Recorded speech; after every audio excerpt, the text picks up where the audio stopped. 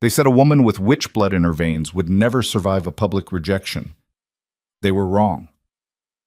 Lady Evelyn Dracar stood before the entire Moonvale kingdom and watched her world burn without shedding a single tear. When the man promised to her since childhood called her unworthy, she didn't beg, she didn't break. And that refusal to crumble caught the attention of the most dangerous man in the North, the Alpha King himself. What happens when this girl everyone rejected becomes the one woman a frozen king cannot live without? Stay with me until the end of this story. You're going to want to see how a half-blood witch brings an empire to its knees. And if this kind of raw power speaks to you, hit that like button and drop your city in the comments. Let me know where my tribe is watching from. The great hall of Moonvale Palace smelled like roses and lies. Evelyn could taste both on her tongue as she stood at the center of the marble floor, surrounded by 1,000 faces that wanted to watch her bleed. The ceiling soared 3 stories high, painted with scenes of ancient wolf kings conquering kingdoms and claiming mates under full moons. Chandeliers dripped crystal light across nobles dressed in silk and smugness. Every eye in that room was fixed on her, waiting for the performance they'd paid to see.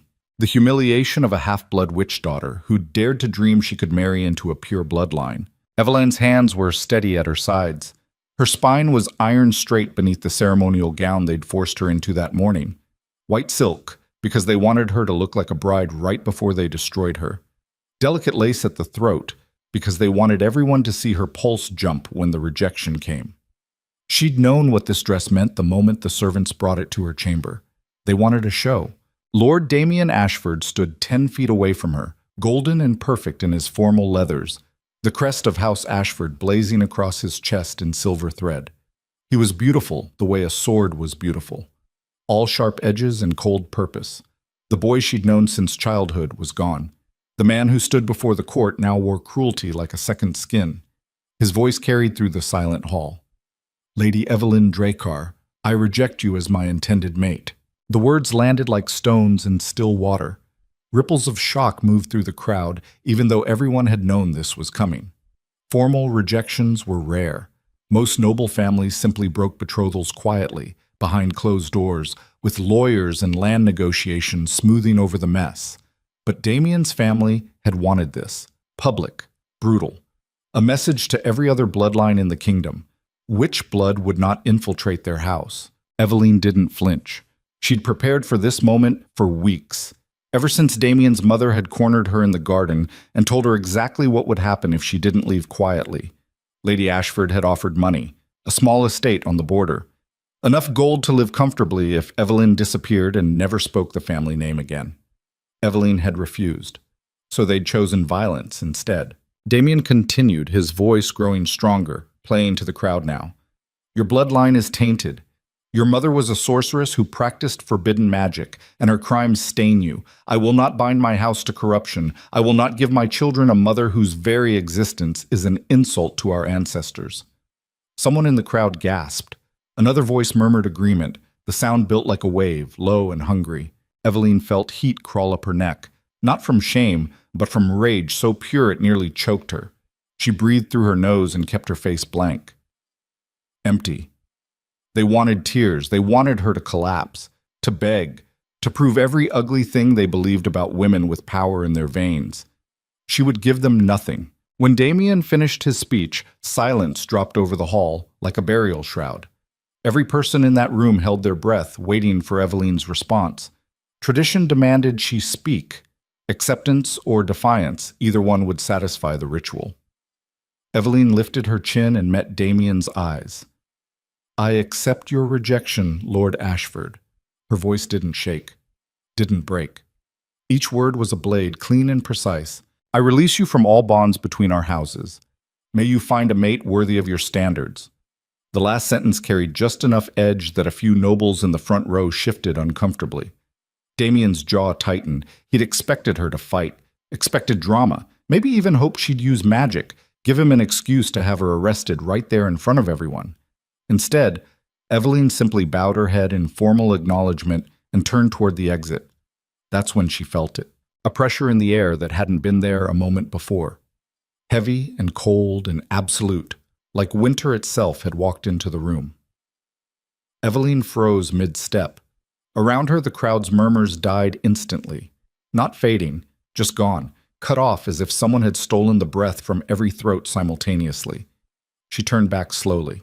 The royal balcony overlooked the great hall from the eastern wall, reserved for visiting dignitaries and royalty of sufficient rank. Eveline had barely registered it earlier. Moonvale was a tributary kingdom. They didn't often host rulers powerful enough to warrant that platform. But someone stood there now. A man, tall and broad-shouldered, dressed in black and silver armor that seemed to drink the light around it. His hair was dark, cut short, and his face was all brutal angles and sharp edges. Scars marked his throat and the backs of his hands. Everything about him screamed violence held on a leash. Alpha King Caelric Thornvale, ruler of the Northern Empire, conqueror of the Frostlands, the man whose armies had crushed 3 rebellions before he turned 25. He was a legend whispered about in strategy rooms and bedtime warnings. 14 years on the throne and not a single mate bond. No queen, no heirs, just ice and iron and a reputation for executing enemies so thoroughly their families forgot they'd ever existed. What the hell was he doing here? Caelric's eyes locked onto Eveline across the distance, and she felt the impact of that gaze like a physical touch. Cold. Assessing. Hungry in a way that had nothing to do with desire and everything to do with predators recognizing prey. Then he moved. Not walked. Moved. Faster than a man in full armor should be able to move, crossing the balcony and descending the marble stairs in seconds. The crowd parted for him like water, nobles pressing themselves against walls and pillars to avoid being in his path. Even Damien stepped back, his earlier confidence crumbling. Caelric stopped directly in front of Eveline. Up close, he was worse. Taller than any man she'd ever seen, with eyes the color of a frozen lake and a mouth that looked like it had forgotten how to smile years ago. The temperature around him dropped. Eveline could see her own breath misting in the air between them. When he spoke, his voice was quiet, controlled. The kind of quiet that made smart people shut their mouths and listen. You accepted his rejection.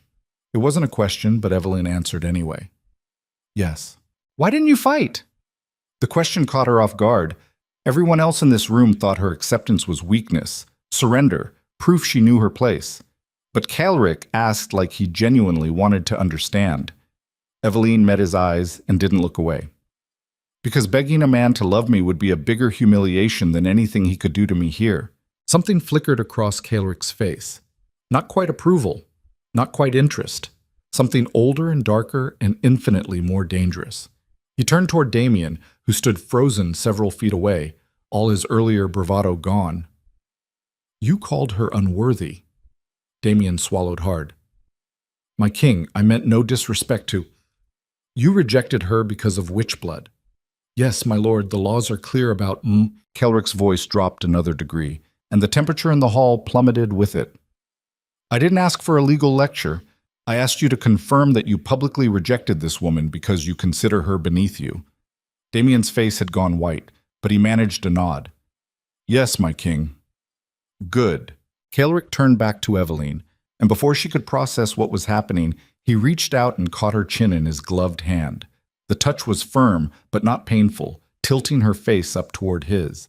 His thumb brushed the corner of her jaw. Every person in that hall stopped breathing.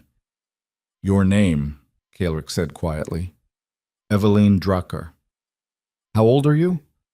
22. Your mother's name? Seraphine Drakkar, she's dead. I know, she was executed for treason 8 years ago. The blunt statement should have hurt. Instead, Eveline felt something cold and sharp settle in her chest. Then why ask? Because I wanted to hear you say it without shame. He released her chin and stepped back, but his eyes never left hers. When he spoke again, his voice carried through the silent hall with absolute authority. Lord Ashford has rejected Lady Eveline Drakkar and released all bonds between their houses. As is my right as Alpha King and sovereign of this territory, I claim those bonds as forfeit to the crown. Gasps rippled through the crowd. Eveline's heart slammed against her ribs. Caelric continued, each word precise and final. Eveline Drakkar is now under the direct protection of the Northern Throne. Any insult to her is an insult to me. Any threat against her is an act of war against my empire. He turned his head slightly, addressing the entire hall now. She belongs to me now. The statement detonated through the great hall like a bomb. Nobles erupted into shocked whispers and frantic conversations. Damien looked like he'd been struck. His mother, Lady Ashford, swayed on her feet like she might faint. Eveline couldn't move, couldn't think, couldn't do anything except stand there while the most powerful man in 6 kingdoms claimed her like a piece of territory in front of 1,000 witnesses. Kaelric looked down at her, and for just a moment, something almost human flickered behind those frozen eyes. "Do you accept my protection, Lady Drakkar?" She should refuse, should spit in his face and walk out of this hall with whatever dignity she had left. But Eveline had been playing survival games her entire life, and she recognized a lifeline when one appeared, even if it came wrapped in ice and threat. "Yes," she said clearly. "I accept." "Then we're done here." Kaelric turned and walked toward the exit, his movements fluid and certain. After 3 steps, he paused and glanced back over his shoulder. "Come, Eveline, we leave for Frostmere within the hour." It took her a moment to realize he was waiting for her. Actually, waiting, like her answer mattered, like she had a choice. Eveline gathered the skirts of her stupid white dress and followed the Alpha King out of Moonvale Palace while 1,000 nobles watched in stunned silence. The carriage that waited outside was black as pitch and built like a fortress on wheels. Armed guards surrounded it, each one wearing the silver wolf crest of the Northern Empire. They didn't speak, didn't react as Kaelric opened the door himself and gestured for Eveline to enter. She climbed inside and immediately understood this wasn't a carriage meant for comfort. The interior was Spartan. Hard benches, no cushions, windows covered with iron bars. It looked more like a prisoner transport than royal transportation. Kaelric followed her inside and sat across from her, taking up far too much space in the confined area. The door slammed shut. A moment later, the carriage lurched into motion. Silence stretched between them. Eveline counted her heartbeats and tried to make sense of what had just happened. 5 minutes ago, she'd been the rejected half-blood daughter of a dead witch. Now she was under the protection of the most feared ruler in the known world, being dragged north to a kingdom built on ice and war. She should be terrified. Instead, she felt oddly calm, like the worst had already happened back in that hall, and everything after this was just details. Kaelric spoke first. "You're not afraid." "Should I be?" "Most people are." "Most people didn't just get publicly humiliated in front of their entire kingdom. I'm fresh out of fear for the day." His mouth twitched, not quite a smile, but close. "Fair enough." Eveline studied him in the dim light filtering through the barred windows. Up close, she could see the exhaustion carved into the lines around his eyes. The way he held himself too still, like movement required conscious effort. There was something wrong with him, something off. She'd seen enough dying men to recognize the signs. "Why did you claim me?" she asked bluntly. "Because you didn't break." "That's not an answer." "It's the only one you're getting right now." Eveline leaned back against the hard bench and crossed her arms. "So I'm supposed to just follow you north without knowing why? Trust that the Alpha King, who hasn't taken a mate in 14 years, suddenly decided to claim a disgraced half-blood in front of a foreign court?" "Yes." "And if I refuse?" Kaelric's eyes locked onto hers, and the temperature in the carriage dropped 10 degrees. "You already accepted my protection, Eveline. There's no refusing now. You're mine until I say otherwise." The possessive certainty in his voice should have made her angry. Instead, it sent a shiver down her spine that had nothing to do with cold. "I'm not property," she said quietly. "No, you're not." He tilted his head slightly, studying her with an intensity that made her skin prickle. "But you are the first interesting thing to happen to me in a very long time, and I protect what interests me." "Lucky me." "Yes, lucky you." The carriage hit a rough patch of road, and Eveline braced herself against the wall. Outside, she could hear the thunder of hooves as the guard escort kept pace. They were moving fast, too fast for a casual journey. This was a retreat, or an extraction. "How long to Frostmere?" she asked. 4 days if the weather holds." "And when we arrive?" "You'll be given quarters in the palace. Servants, guards, everything you need." "Everything except freedom." Kaelric's expression didn't change. "Freedom is overrated. Safety is more valuable." "Safety from what?" He was quiet for a long moment, and Evelyn thought he might not answer. Then he leaned forward, elbows on his knees, close enough that she could see the frost beginning to form along the edges of his armor. "There are things hunting me, Evelyn. Old things. Powerful things. They've been killing me slowly for years, and I've been fighting them alone because there was no other option." His voice dropped to barely above a whisper. "But when you stood in that hall and refused to beg that fool for scraps, something changed. For the first time in 14 years, I felt warmth." Evelyn's breath caught. "What are you talking about?" "A curse. Placed on my bloodline 3 centuries ago. Every king of House Thornvale has died from it. Slowly, painfully. We lose our emotions first, our warmth, our humanity, until there's nothing left but ice and instinct." He pulled off one glove and Evelyn's stomach dropped. His hand was gray, not pale. Gray. Like stone. Like death. Frost crept along his knuckles and up his wrist, disappearing beneath his sleeve. "This is what I am," Calric said flatly. "A dying king holding on to the last pieces of himself. I have maybe 2 years left before the curse takes me completely. And then my empire will fall into chaos because I have no heir and no mate bond to anchor me to humanity." Evelyn stared at his ruined hand and felt something crack open in her chest. Horror. Pity.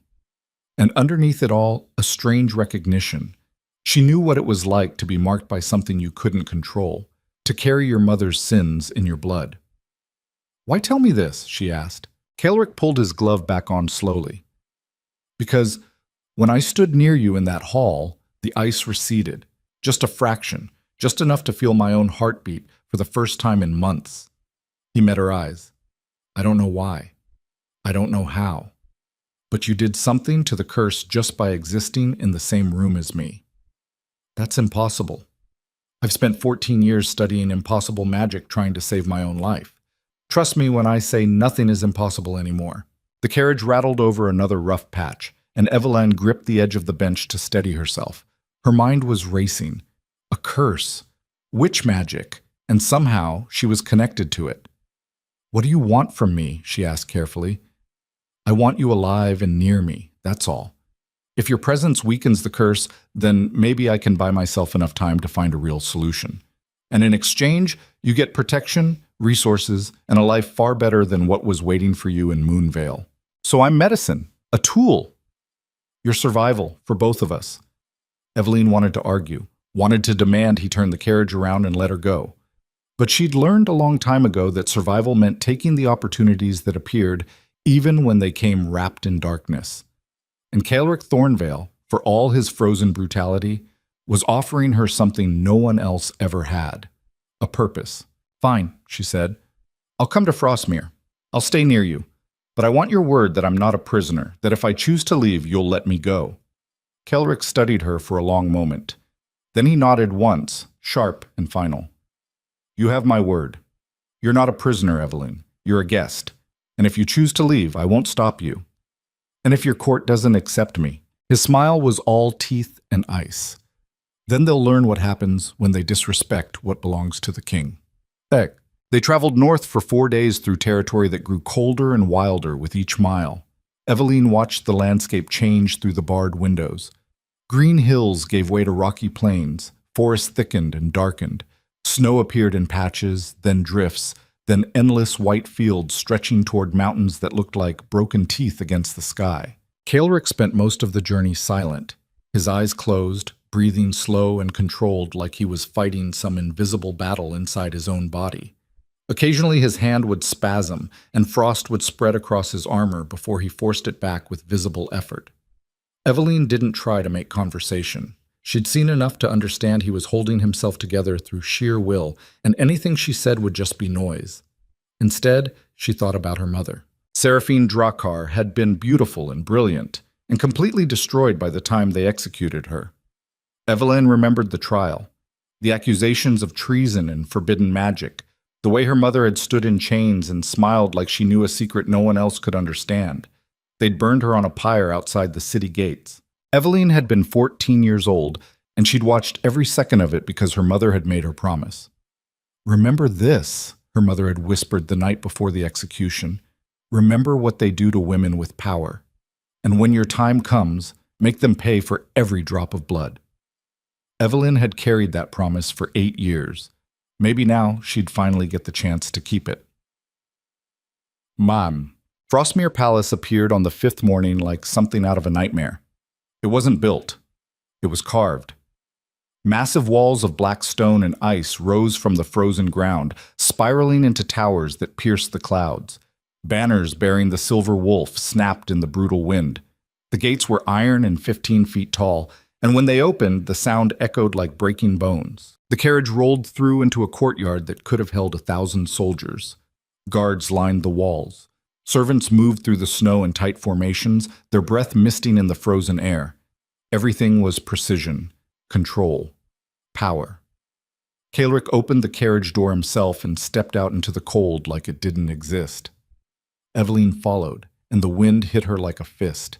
She gasped and immediately felt ice crystals forming in her lungs. A heavy fur cloak dropped over her shoulders. She looked up and found Caelric fastening it at her throat, his movements quick and efficient. "Breathe shallow until you adjust," he said quietly. "The cold here kills Southerners if they're not careful." Comforting. "I don't deal in comfort, I deal in facts." He turned and started toward the main palace entrance, and Evelyn had no choice but to follow. Servants bowed as they passed. Guards saluted. Every person they encountered looked at Caelric with a mix of fear and absolute loyalty. No one looked at Evelyn at all. They climbed stairs and moved through corridors that seemed to go on forever. Everything was stone and ice and cold metal. No warmth, no color, just endless frozen beauty that felt more like a tomb than a palace. Finally, Caelric stopped in front of a set of carved wooden doors. "Your quarters," he said. "Servants will bring you anything you need, food, clothing, books, whatever you want." Evelyn looked at the doors, then back at him. "And where will you be?" "My chambers are 3 floors up. If you need me, tell the guards. They'll bring me word." "Will I see you again?" Something complicated crossed his face. "Yes, tomorrow. There's a council meeting and I want you there." "Why?" "Because the moment I claimed you in Moonvale, I made you a target. Every noble in my court will be watching to see if you're a weakness they can exploit." His eyes locked onto hers. "So tomorrow, you're going to stand beside me and show them exactly how dangerous it is to underestimate a woman with witch blood." Before Evelyn could respond, Caelric turned and walked away, his footsteps echoing down the stone corridor until he disappeared around a corner. Evelyn stood alone in the frozen hallway and felt the weight of what she'd agreed to settle onto her shoulders like chains.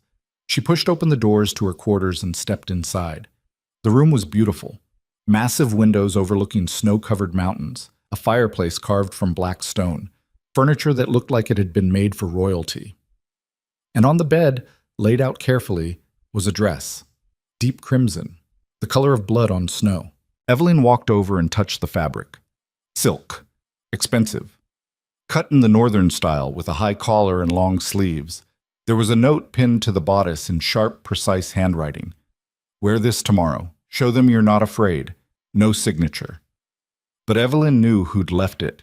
She sat down on the edge of the bed and stared at the dress for a long time. Then she started laughing. Not because anything was funny, but because somewhere between being rejected in Moonvale and claimed by a dying king, her life had become so absurd that all she could do was laugh or scream. And Evelyn Drachar had never been much of a screamer. Yet. She woke the next morning to someone pounding on her door. Evelyn bolted upright, heart racing, and grabbed the knife she'd hidden under her pillow the night before. Old habits from living in a kingdom that hated her. "Lady Drachar." A woman's voice, sharp and impatient. "The king requires your presence in the war room in 1 hour." Evelyn climbed out of bed and opened the door a crack. A middle-aged woman in servant's clothing stood in the hallway, her expression somewhere between annoyance and resignation. "I'm Mira," the woman said flatly, "head of the household staff. I've been assigned to make sure you don't embarrass yourself or the king today." "Good morning to you too." Mira's mouth tightened. "We don't have time for pleasantries. You need to bathe, dress, and be presentable in less than an hour. The council waits for no one, not even the king's new pet." The word pet landed like a slap, but Evelyn kept her expression neutral. "I can dress myself." "Not in northern formal wear, you can't. Now move." The next hour was a blur of hot water, unfamiliar clothing, and Mira's constant stream of instructions delivered in a tone that made it clear she thought Eveline was an idiot. By the time she was finished, Eveline barely recognized herself in the mirror. The crimson dress fit perfectly, hugging her body before flares soir, flaring slightly at the hips. Her dark hair had been pulled back in an intricate braid that exposed her neck and the small scar beneath her jaw. A gift from a noble boy who'd tried to cut her throat when she was 16 because his mother told him witch daughters needed to be culled young. She'd broken his arm in 3 places before the guards pulled her off him. Mira stepped back and examined her critically. "You'll do. Barely. Try not to speak unless spoken to, and for the God's sake, don't use magic. Half the council would execute you on the spot if they had an excuse." "Noted. And one more thing." Mira's voice dropped lower. "The king hasn't brought a woman to court in 14 years. Every person in that room will be trying to figure out what you are to him. Don't give them ammunition." Eveline met her eyes in the mirror. "What am I to him?" "I don't know, and that terrifies me." Uchat. The war room was exactly what it sounded like. A massive chamber dominated by a table carved to show a map of the entire Northern Empire. Territories marked in silver. Enemy kingdoms in black. Fortresses, cities, and strategic points indicated with carved stones. Around the table stood 20 men in formal armor and fur cloaks, each one radiating power and barely concealed hostility. They all turned when Eveline entered. The silence was immediate and absolute. Kelric stood at the head of the table, dressed in black and silver, his expression unreadable. When he saw her, something flickered in his eyes. Approval, maybe, or satisfaction. "Gentlemen," he said quietly, "this is Lady Eveline Dracar. She is under my direct protection and will be attending councils from this point forward." A man near the center of the table stepped forward, tall, silver-haired, with a face like a hawk and eyes that missed nothing. "My king, with all respect, this is a war council. Strategic discussions of the Empire's security, not a place for— "For what, Lord Valor?" Calric's voice dropped 10 degrees. "Finish that sentence carefully." Valor's jaw tightened, but he bowed his head slightly. "For civilians unfamiliar with military protocol. Lady Dracar is no ordinary civilian, and her presence here is not optional. It's a command." Another man spoke up, younger, with a scar running from his temple to his jaw. "The council has a right to understand why the king has brought a southern half-blood into our most sensitive discussions." Kelric's smile was razor-sharp. "You have a right to obey your king, Lord Theron. Nothing more." The temperature in the room dropped. Frost began forming on the edges of the table. Eveline felt every eye on her, measuring her, judging her, already deciding she was weak, unworthy, a distraction at best, a spy at worst.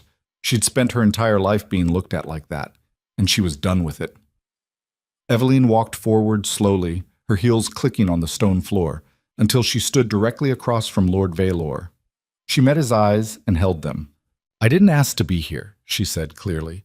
"I didn't ask for the king's protection or his attention, but I accepted both because I understand what happens to women who refuse powerful men. So if my presence offends you, Lord Valor, I suggest you take it up with your king, because I'm not going anywhere." Silence. Then Valor's mouth curved into something that might have been a smile if it held any warmth. "Well, at least she has a spine." "More than that," Kelric said softly, and the pride in his voice was unmistakable. "She has fire." He gestured to an empty chair beside his own at the head of the table.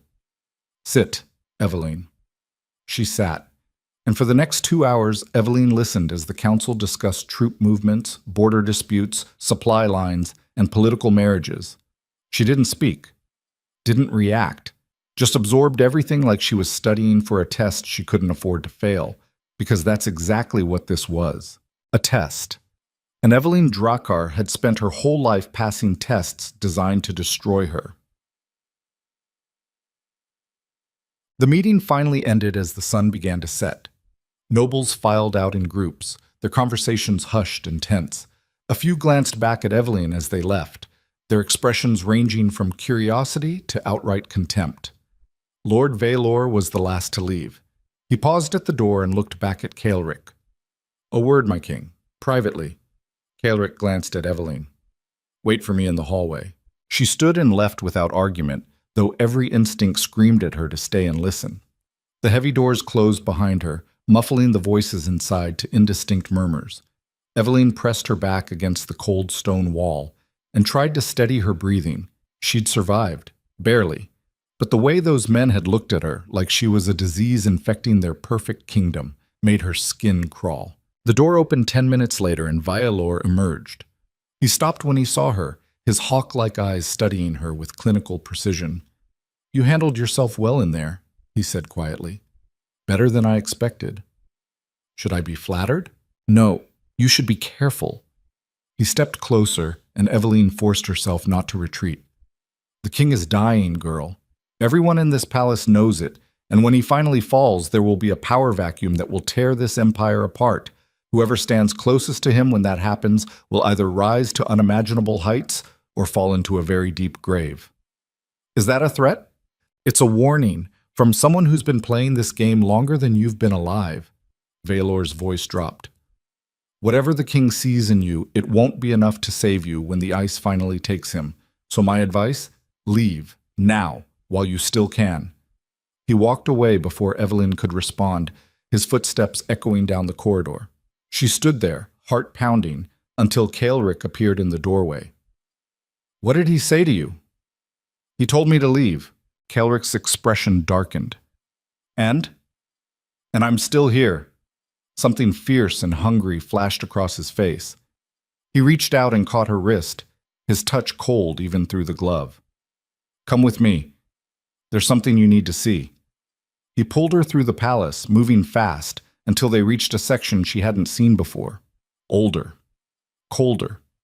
The walls here were pure ice, carved with symbols that made Eveline's skin prickle. Kaelric stopped in front of a massive door sealed with iron chains. "This," he said quietly, "is where it started. 300 years ago." He pulled off his glove, and Eveline watched in horror as frost spread from his hand to the chains. They shattered like glass, and the door swung open on its own. Inside was a tomb. A woman's body lay on a stone slab, perfectly preserved in ice. She was beautiful. Dark hair, pale skin, and around her throat was a burn mark in the shape of a crown.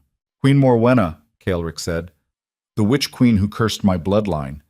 She loved a king who betrayed her, killed her, and with her dying breath, she made sure every king who came after would suffer the same fate. Frozen. Alone. Dying slowly while the world moved on." Eveline stared at the woman's frozen face and felt something twist in her chest. "Why show me this?" Kaelric looked at her, and for the first time since she'd met him, she saw something raw and desperate in his eyes. "Because the moment you walked into that hall in Moonvale, I felt warmth for the first time in years. And when I stood near you today, the ice receded even more." He took her hand and pressed it against his chest, right over his heart. "Feel that?" Eveline did. A heartbeat, slow but steady, warm beneath the armor. "That's impossible," she whispered. "No," Kaelric said softly. "That's you." And before Eveline could pull away, before she could think or breathe or process what was happening, the ice around Queen Morwenna's body cracked. Just a hairline fracture, but enough to prove that something ancient and terrible had just woken up. The crack in the ice spread slowly, a spiderweb of fractures crawling across Queen Morwenna's frozen tomb like living veins. The sound was wrong, not breaking glass or splitting stone, but something organic. Wet, like bone separating from frozen flesh. Eveline jerked her hand back from Kaelric's chest, but his fingers closed around her wrist, holding her in place. His grip was iron cold and desperate. "Don't move," he said quietly. "The ice is breaking." "I know." The temperature in the tomb plummeted another 10 degrees. Eveline's breath came out in white clouds, and she felt frost forming on her eyelashes. Every instinct screamed at her to run, to get as far from this room as possible before whatever was trapped in that ice woke up completely. But Kaelric held her there, his eyes fixed on the frozen queen's face. 300 years, he said softly. 300 years, and nothing has disturbed this tomb. Not fire, not magic, not the most powerful sorcerers in 6 kingdoms trying to break the curse. He turned his head and looked at Eveline with an intensity that made her stomach drop. And then you walk into this room, and the ice cracks. That doesn't mean anything. It means everything. The fracture reached the edge of the stone slab and stopped. Just stopped, like it had hit some invisible barrier. The silence that followed was worse than the cracking. Kaelric released Eveline's wrist and stepped back, his movements controlled but his breathing uneven. She could see the frost spreading up his neck now, gray veins creeping toward his jaw. "We need to leave," she said. "Yes." He turned and walked out of the tomb without looking back. Eveline followed, and the moment they crossed the threshold, the massive iron door slammed shut on its own. The chains reformed, sealing the room again. Eveline leaned against the wall and tried to steady her breathing. Her hands were shaking, not from cold, though the tomb had been freezing, from something else, something that felt like recognition buried so deep she couldn't name it. Kaelric stood a few feet away, one hand braced against the ice wall, his head bowed. When he spoke, his voice was raw. "I need you to stay close to me, not just in the palace, close, within sight, because whatever just happened in there, it's connected to you. And if the curse is reacting to your presence, then you're either my salvation or my destruction." "Which do you think I am?" He lifted his head and met her eyes. "I think you're the first real chance I've had at survival in 14 years, and I will do whatever it takes to keep you alive and near me until I understand what you are." The possessive certainty in his words should have terrified her. Instead, Eveline felt something dark and familiar settle in her chest. She'd spent her whole life being treated like a curse, like something dangerous that needed to be contained or destroyed. And here was a man who looked at her like she was the answer to a question he'd been asking since before she was born. It felt almost like power. "What if I don't want to be your cure?" she asked. Kaelric's smile was all edges. "Then I'll convince you, one way or another. Bolshematik." The palace servants woke her before dawn the next morning with news that the king required her presence at breakfast. Not requested. Required. Eveline dressed quickly in the clothes Mira had left for her, dark green wool that was warmer than anything she'd owned in Moonvale, and followed the guard through corridors that looked different in the pre-dawn darkness. They led her to a private dining room overlooking the eastern mountains. Kaelric sat at a table laden with food, most of which looked like it hadn't been touched. He glanced up when she entered, and she saw the exhaustion carved into his face. He hadn't slept. "Sit," he said. Eveline sat across from him and studied the spread. Bread, meat, cheese, fruit preserved in honey. Enough food to feed 10 people. She picked up a piece of bread and tore it in half. "You look like hell," she said bluntly. "I feel worse." "The curse?" "Getting stronger, faster than before." He held up his hand, and Eveline's stomach turned. The gray had spread past his wrist now, creeping up his forearm in jagged patterns that looked like frozen lightning. "I have healers who slow it down, potions that buy me hours at a time, but it's a losing battle. And you think I can change that? I know you can. The question is how?" He leaned back in his chair and watched her with those cold, calculating eyes. "Tell me about your mother." Eveline's hand tightened on the bread. "Why?" "Because she was executed for treason and forbidden magic. And because I've spent the last 14 years researching every curse, every spell, every piece of dark magic connected to my bloodline. Your mother's name appeared in records I found 3 years ago."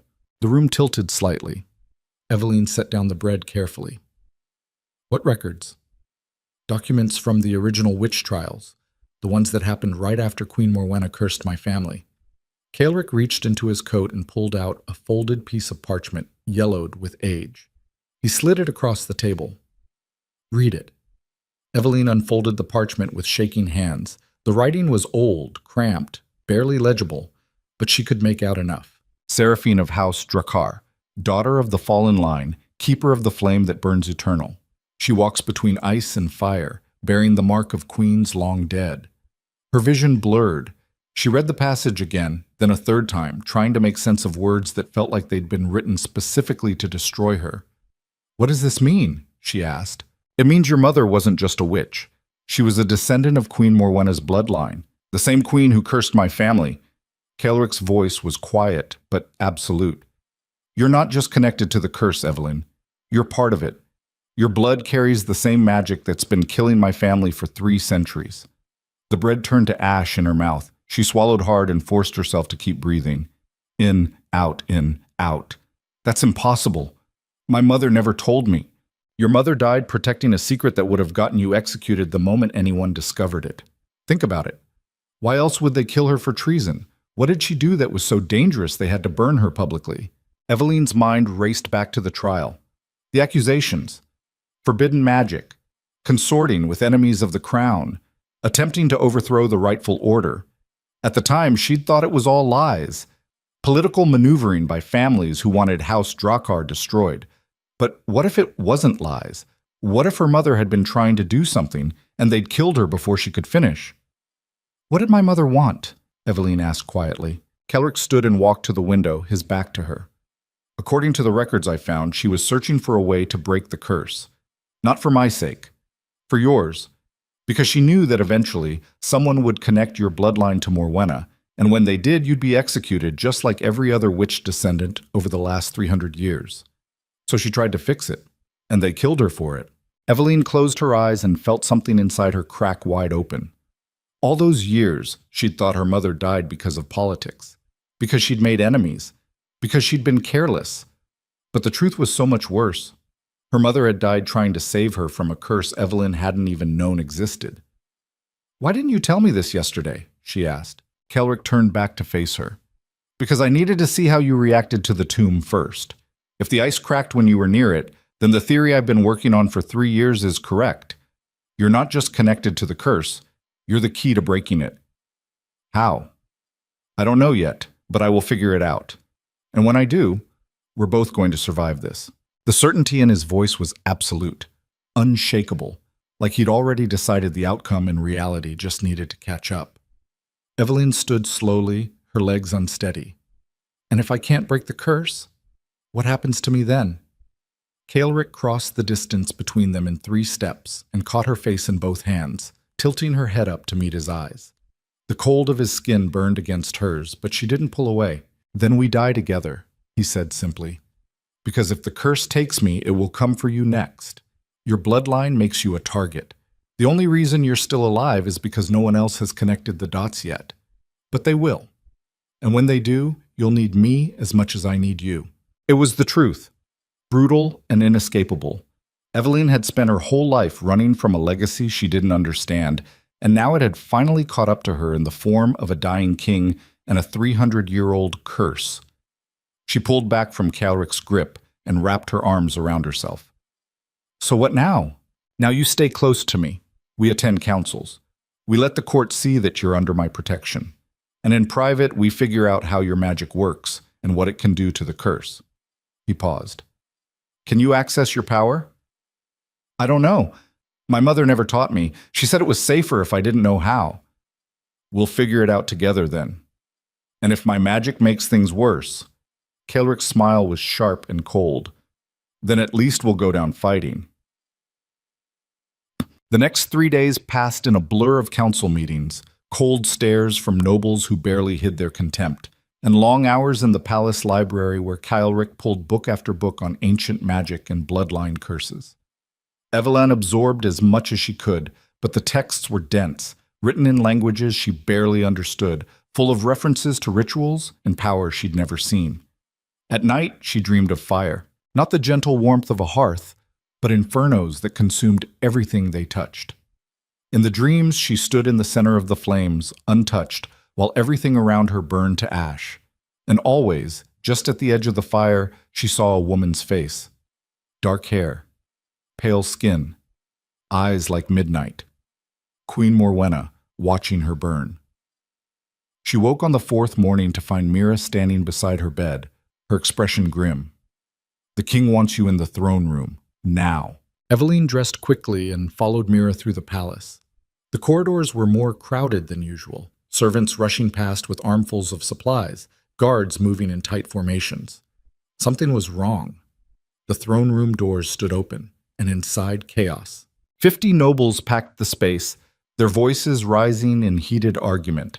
At the center of it all sat Kelric on a throne carved from black ice, his expression carved from the same material. Lord Valor stood at his right hand, and when Evelyn entered, every head in the room turned toward her. The silence was immediate and suffocating. Calric's eyes found hers across the distance. "Come here, Evelyn." She walked through the crowd, feeling every gaze on her like a physical weight. When she reached the throne, Calric gestured to a smaller chair beside his own. An honor seat, reserved for queens and consorts. Evelyn hesitated. "Sit," Calric said quietly, and it wasn't a request. She sat. Lord Valor stepped forward, his hawk-like face tight with barely controlled anger. "My king, with respect, this is a matter of state security. Lady Drakkar has no place in this discussion." "Lady Drakkar has every place in this discussion, considering she's the reason we're having it." Evelyn's stomach dropped. "What happened?" A younger noble pushed through the crowd, his face flushed with anger and fear. Lord Theron, the one with the scar she'd seen at the first council meeting. He pointed an accusing finger at Evelyn. 3 villages on the southern border reported fires last night. Unnatural fires that consumed everything they touched. Witnesses claim they saw a woman's face in the flames, dark hair, pale skin. They're calling it the Witch Queen's return. The room erupted into shouting. Evelyn felt the blood drain from her face, the dreams, the fires, the woman watching her burn. It couldn't be coincidence. Calric's hand slammed down on the arm of his throne, and frost exploded outward across the floor. The temperature dropped 30 degrees in seconds, and every person in that room froze mid-breath. "Silence," he said quietly, and the word cut through the chaos like a blade. The shouting stopped. Calric stood, and even with the curse eating him alive, he radiated absolute authority. "The fires on the southern border are being investigated. Until we have confirmed reports, no one accuses anyone of anything. Understood?" Theron's jaw worked, but he nodded. "Yes, my king." "Good. Now get out. All of you." The nobles filed out quickly, shooting poisonous looks at Evelyn as they passed. Lord Valor lingered near the door. "My king, if the Witch Queen's magic is awakening, then we deal with it, like we deal with everything else. Leave, Valor." The older man bowed stiffly and left. The moment the doors closed, Calric turned to Evelyn. "Tell me about the dreams." She flinched. "How did you know?" "Because I've been watching you for 3 nights now, and every time you sleep, frost forms on the walls of your chamber. And last night, I felt heat." He crossed to her and pulled her to her feet. "What do you see in the dreams?" "Fire. Everywhere. And a woman watching me. Dark hair. Pale skin." "Morwenna." "I don't know. Maybe." Evelyn's hands were shaking. "Calric, what if I'm doing this? What if my magic is causing the fires? Then we learn to control it before it destroys everything. And if I can't?" His hands tightened on her shoulders. "You will. Because the alternative is unacceptable." The doors burst open. A guard stumbled in, his armor scorched, his face covered in soot. "My king, another fire. In the eastern quarter. It started in the barracks and spread to the armory. We've lost 20 soldiers." Calric's expression went blank. Empty. The mask of a king who'd seen too much death to react anymore. "Evacuate the quarter. Seal the gates. No one in or out until the fires are controlled." The guard saluted and ran. Evelyn stared at Calric's face and saw the exact moment the humanity drained out of him. The warmth she'd felt over the last few days vanished, replaced by ice so cold it hurt to stand near him. "Calric," she said quietly. He didn't respond, didn't even look at her, just stared at the doors where the guard had disappeared. She reached out and touched his hand. The ice receded instantly. Color flooded back into his face, and he gasped like he'd been drowning. His fingers closed around hers, crushing, desperate. "Don't let go," he said roughly. "I won't." They stood there in the empty throne room, connected by touch and desperation, and a curse neither of them fully understood. And Evelyn realized with brutal clarity that she'd passed the point of no return. She couldn't leave now, even if she wanted to, because the moment she walked away, Calric would lose himself to the ice completely. And when he fell, the empire would burn. Maybe from the fires spreading across the southern border, maybe from the chaos of a kingdom without a king, or maybe from whatever dark magic was waking up inside her, demanding to be acknowledged. They moved Eveline's quarters that night, not to a guest chamber on the lower floors, but to rooms directly adjacent to Kaelric's own. A suite of connected spaces with a private door between them that could be locked from either side but never was. Mira supervised the servants moving Eveline's belongings, her expression tight with disapproval. "The court will talk," she said flatly. "Let them," Eveline replied. "You don't understand what you're doing. A woman living in the king's chambers without a marriage bond is necessary. He needs me close. You saw what happened in the throne room." Mira's mouth pressed into a thin line. "I saw the king nearly lose himself to the curse, and I saw you pull him back. Which means you have power over him now, girl, and power in this palace is more dangerous than any curse." She left before Eveline could respond. The new quarters were beautiful, larger than her previous room, with windows overlooking the northern mountains and a fireplace that actually worked.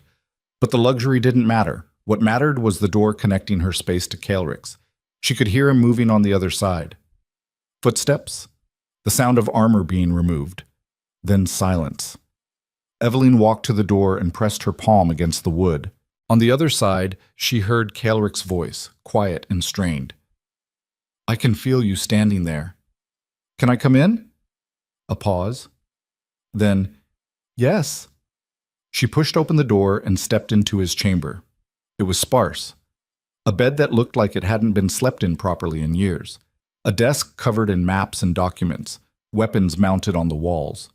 And in the center of the room, Kaelric stood shirtless, his back to her. Eveline's breath caught.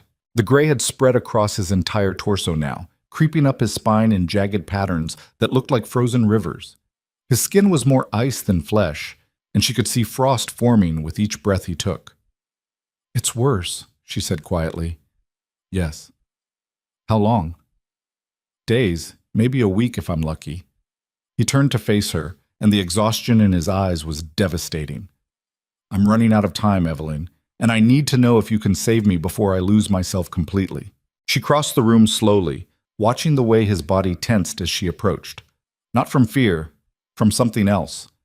Something hungry and desperate and barely controlled. "What do you need me to do?" she asked. "Touch me, like you did in the throne room. Let me feel warmth again." Eveline reached out and placed her hand over his heart. The effect was immediate. Heat flooded through her palm, racing up her arm and settling in her chest like a second heartbeat. The gray on Kaelric's skin receded, pulling back from the point of contact in slow, reluctant waves. Color returned to his face, his breathing steadied, and his eyes, those frozen lake eyes, thawed just enough to show something raw and human underneath. "How do you do that?" he asked roughly. "I don't know.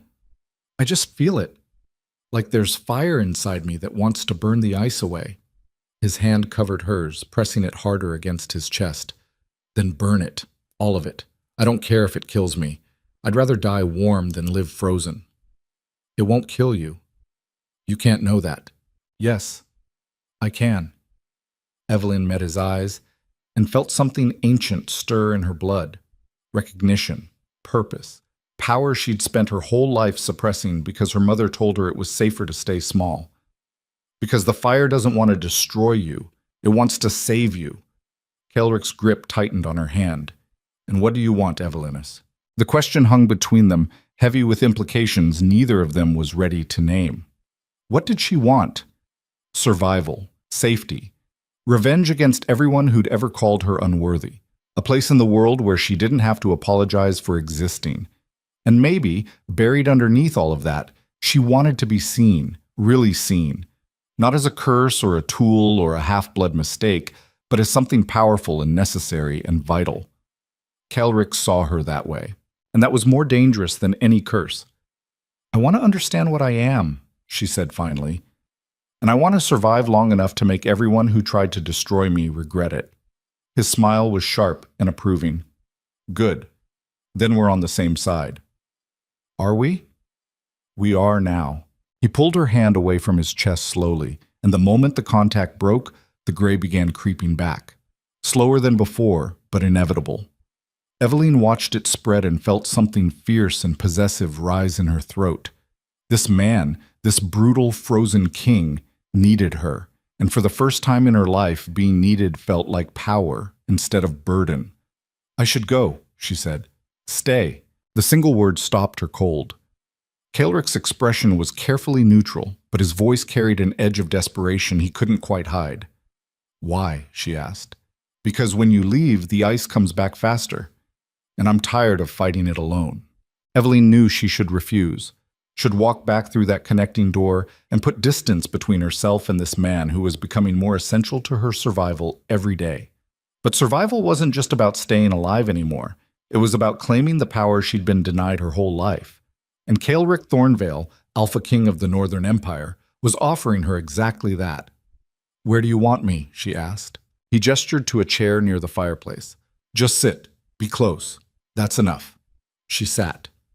Kaelric returned to his desk and began reviewing documents, his movements methodical and controlled. But Eveline could see the way his shoulders relaxed, the way the frost on his skin receded inch by inch, the way he breathed easier just from her presence in the same room. They stayed like that for hours, silent, connected by proximity and necessity, and something neither of them was ready to name. And outside, beyond the palace walls, fires continued to burn across the southern border. Unnatural fires that consumed everything they touched. Fires that whispered a name Eveline was only beginning to understand. Morwenna. The Witch Queen was waking up, and she was calling her descendant home. Batu. The next morning brought news that shattered whatever fragile peace Eveline had found. Lord Vialor appeared at breakfast with 3 soldiers and an expression carved from stone. He bowed to Kaelric but didn't acknowledge Eveline at all. "My king, we've identified the source of the fires." Kaelric set down his cup slowly. "Explain." Vaelor pulled a scorched piece of fabric from his coat and laid it on the table. Eveline's stomach dropped. She recognized it immediately. Dark green wool, the same fabric as the dress she'd been wearing 3 days ago. This was found at the center of the first fire. Witnesses reported seeing a woman matching Lady Drakkar's description walking through the flames moments before the blaze started. The temperature in the room plummeted. Kaelric's voice was deadly quiet. "You're accusing her." "I'm presenting evidence, my king. What you choose to do with it is your decision." "The evidence is a piece of cloth that could have come from anywhere." "There are also these." Valor gestured to the soldiers, who stepped forward and laid 3 more items on the table. A charred hairpin, a fragment of parchment with Eveline's handwriting, and most damning of all, a witness testimony signed by 5 separate villagers claiming they saw Lady Eveline Draker standing in the center of the flames, her eyes glowing like embers. Eveline felt the walls closing in. "I was here in the palace. I haven't left these grounds since I arrived." "Can anyone confirm that?" Valor asked mildly. "I can," Kaelric said, his voice like breaking ice. "She's been within my sight for days." "With respect, my king, you cannot be her alibi and her protector. The law requires independent verification. The law requires evidence that isn't fabricated by ambitious lords looking to undermine my authority." Vialor's expression didn't change, but something dark flickered in his eyes. "My king, I understand your attachment to Lady Drakkar, but if she is the source of these fires, then keeping her close puts the entire empire at risk. The council is demanding she be detained until a proper investigation can be conducted." "The council can go to hell." "The council speaks for the empire, and the empire is afraid." Kaelric stood and the frost exploded outward from his body like a shockwave. Every surface in the room crystallized with ice. The windows frosted over, the food on the table turned to frozen blocks. "Get out," he said quietly. Valor held his ground. "My king, get out before I freeze you where you stand and mount your corpse on the palace gates as a reminder of what happens to traitors." The soldiers backed away immediately. Valor stared at Kaelric for a long moment, then bowed stiffly and left. The moment the door closed, Kaelric collapsed against the table, his breathing ragged. The ice receded slowly, pulled back by sheer force of will. Eveline stood and crossed to him. "Kaelric, don't." He held up a hand, stopping her. "Don't tell me it's fine. Don't tell me we'll figure it out. Because right now, my entire court thinks you're burning my empire to the ground, and I just threatened to execute my chief advisor for presenting evidence against you. The evidence is fake. Someone planted it. I know. But proving that is going to be nearly impossible if the council has already decided you're guilty. He straightened and met her eyes, and the desperation there was stark. I can protect you from accusations. I can shield you from political maneuvering. But if the fires continue and people keep dying, eventually even my authority won't be enough to save you. Then we stop the fires. How? We don't even know what's causing them. Evelyn thought about the dreams. The woman's face in the flames. The heat building inside her chest every time Caelric touched her. The way Queen Morwenna's tomb had cracked the moment she stepped inside. I think I do, she said quietly. I think the fires are connected to me. Not because I'm starting them deliberately, but because my magic is waking up, and it doesn't know how to control itself yet. Caelric stared at her. You're saying you're burning villages in your sleep. I'm saying my power is leaking out and it's manifesting as fire because that's what runs in my bloodline. Morwenna's magic, my mother's magic. All of it has been suppressed for years and now it's breaking free. Then we need to find a way to control it before it destroys everything. And how do we do that when I don't even know how to access my magic deliberately? Caelric was quiet for a long moment. Then he walked to his desk and pulled out a locked drawer. Inside was a small wooden box, ancient and carved with symbols that made Evelyn's skin crawl. This, he said, belonged to Queen Morwenna. I found it in the palace archives 10 years ago. Inside is a journal, written in her own hand, detailing every spell, every ritual, every piece of magic she used before and after the curse. He opened the box carefully and pulled out a leather-bound book. The pages were yellowed and fragile, covered in cramped handwriting that seemed to shift and move in the light. If your magic is the same as hers, then maybe her journal can teach you how to control it. Evelyn took the book with shaking hands. The moment her fingers touched the leather, heat flooded through her. Not painful, not even uncomfortable, just warm, familiar, like coming home after a long absence. The pages opened on their own, flipping rapidly until they stopped on a passage written in dark red ink. To the daughter of my blood who reads these words, you are not cursed, you are the cure. The kings who killed me will die frozen and alone, but you will bring the fire that burns their ice away. Do not fear your power. Embrace it, feed it, let it consume everything that tried to destroy you. Only then will you understand what you truly are. Evelyn read the passage 3 times, her heart pounding. What does it say? Caelric asked. She looked up at him, and for the first time since this nightmare began, she felt something close to clarity. It says I'm the answer, not just to breaking your curse, but to ending the cycle that's been killing your family for 300 years. She closed the journal carefully. But to do that, I have to stop running from what I am. I have to accept the fire, all of it, even if it destroys me. Caelric's expression was unreadable. And if it destroys you, it destroys me too. Yes. Then we do this together. He held out his hand. Evelyn stared at it for a long moment. Taking his hand meant committing fully to this path, meant accepting that she was no longer just Evelyn Dracar, the rejected half-blood daughter trying to survive. She was something older, something dangerous, something powerful enough to break a 300-year-old curse or burn an empire to ash in the attempt. She took his hand. The moment their skin touched, fire and ice collided. Heat exploded through Evelyn's body, racing down her spine and settling in her chest like a living thing. Caelric gasped, and the gray on his skin receded completely, replaced by warmth and color and life. For 5 perfect seconds, he was whole. Then the palace shook. Not an earthquake. Something worse. A pulse of pure magical energy that rippled outward from the throne room where Queen Morwenna's tomb was sealed. The walls cracked, windows shattered, and deep beneath the palace, something ancient and terrible woke up fully. Caelric pulled Evelyn close, his arms wrapped around her protectively as debris rained down around them. What was that? She gasped. The curse. Fighting back. Against what? He pulled back just enough to meet her eyes, and what she saw there was equal parts terror and hope. Against you. The palace stopped shaking, but the silence that followed was worse than the tremors. Evelyn pulled back from Caelric's protective embrace and stared at the cracks spiderwebbing across the marble floor. They weren't random. They formed patterns, symbols, the same ones carved into Queen Morwenna's tomb. Caelric's breathing was ragged, The warmth that had flooded his skin moments ago was already fading, the gray creeping back with renewed hunger. He released Evelyn and stumbled backward, one hand braced against the wall. The door burst open. Guards flooded in, weapons drawn, eyes wild with panic. Behind them came Lord Valor, his expression carefully neutral, despite the chaos. "My king, the throne room," one guard gasped. "The seal, it's breaking." Kelrick's face went blank, empty. The mask of a king who'd learned to bury terror under layers of ice. "How many guards at the tomb?" 20, my lord, but the temperature down there, it's dropping fast. 2 men already collapsed from exposure. "Pull them back, seal the corridor. No one goes near that room until I give the order." The guard saluted and ran.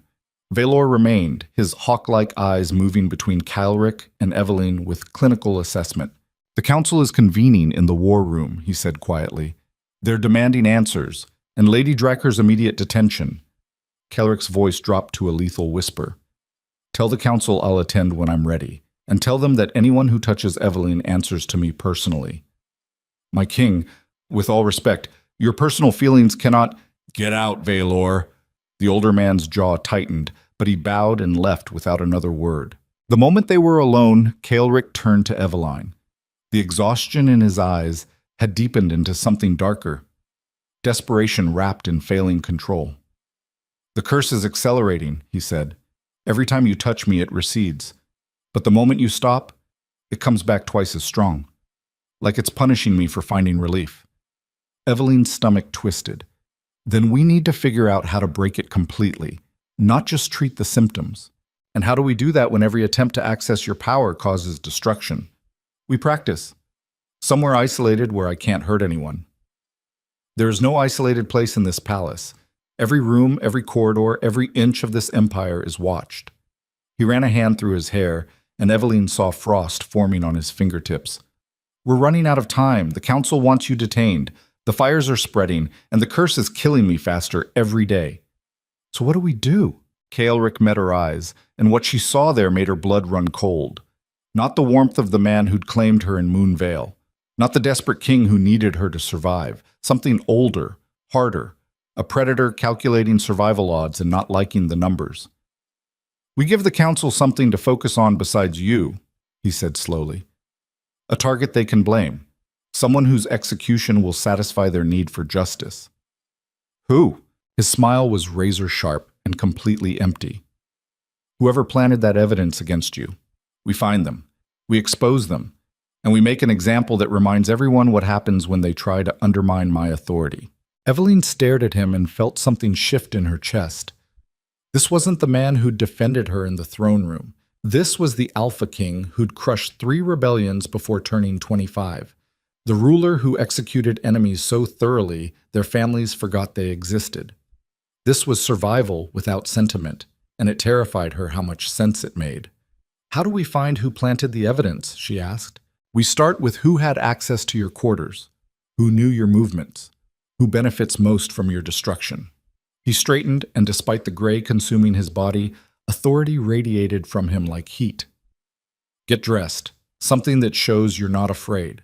We're attending that council meeting, and we're going on the offensive." The war room was packed when they arrived. Every noble who held any power in the Northern Empire stood around that massive carved table, their faces ranging from hostile to openly contemptuous. Lord Theron, Lady Ashlyn of House Corvain, Duke Martin, Lord Pharos. And at the far end, standing alone with the confidence of a man who knew exactly where the power lay, Lord Valor. Evelyn wore the crimson dress Kelrick had left for her that first night. Blood on snow. A declaration that she refused to play victim. Her hair was pulled back in a severe braid that exposed her throat and the scar beneath her jaw. Every weakness on display, every vulnerability transformed into armor through sheer defiance.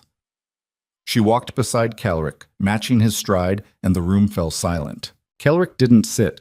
He stood at the head of the table, one hand resting on the hilt of his sword, the other braced against the carved map. "You called this meeting?" he said quietly. "So talk."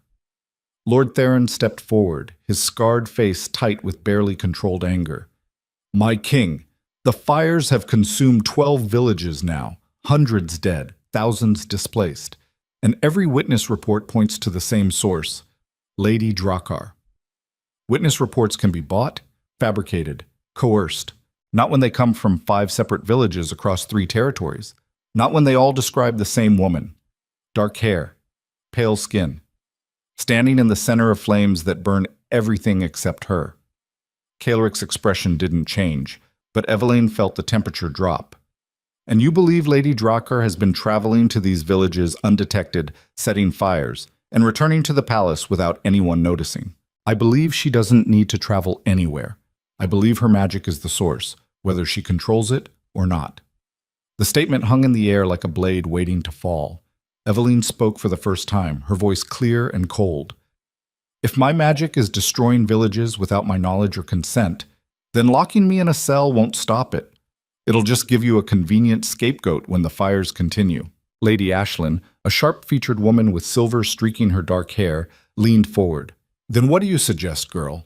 That we simply allow you to remain free while our people burn? I suggest you find the real source of the fires, instead of wasting time on convenient targets. The real source is standing right in front of us. Prove it. The challenge landed like a thrown gauntlet. Lady Ashlyn's eyes narrowed, but before she could respond, Duke Martin spoke up. He was older than most of the council, with a weathered face and eyes that had seen too many wars. There is a way to prove it, he said slowly. An old test, used during the original witch trials 3 centuries ago. If Lady Drakkar truly carries Morwenna's bloodline, her magic will respond to direct confrontation with the curse. Kaelric's hand tightened on his sword. What kind of test? Bring her to the tomb. Place her inside with the queen's body. If she's connected to the curse, the ice will react. If she's not, nothing happens.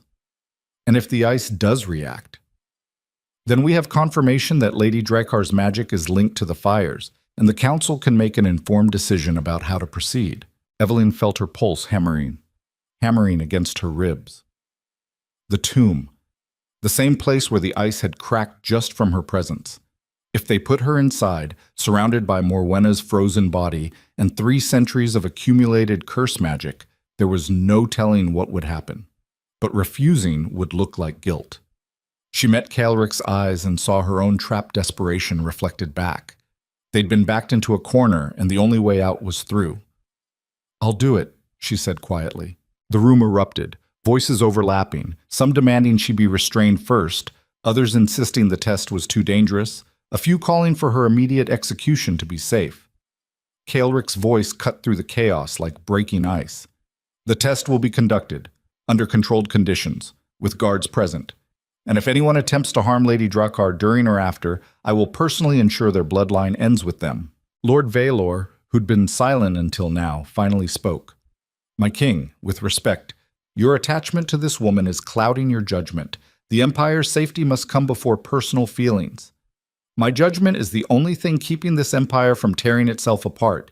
Question it again, and you'll find yourself stripped of title and lands before sunset. Valor's expression didn't change, but something cold flickered behind his eyes. As you command, my king. Kaelric turned to Duke Martin. Prepare the tomb. We conduct the test in 2 hours. And make sure every member of this council is present. I want witnesses to whatever happens down there.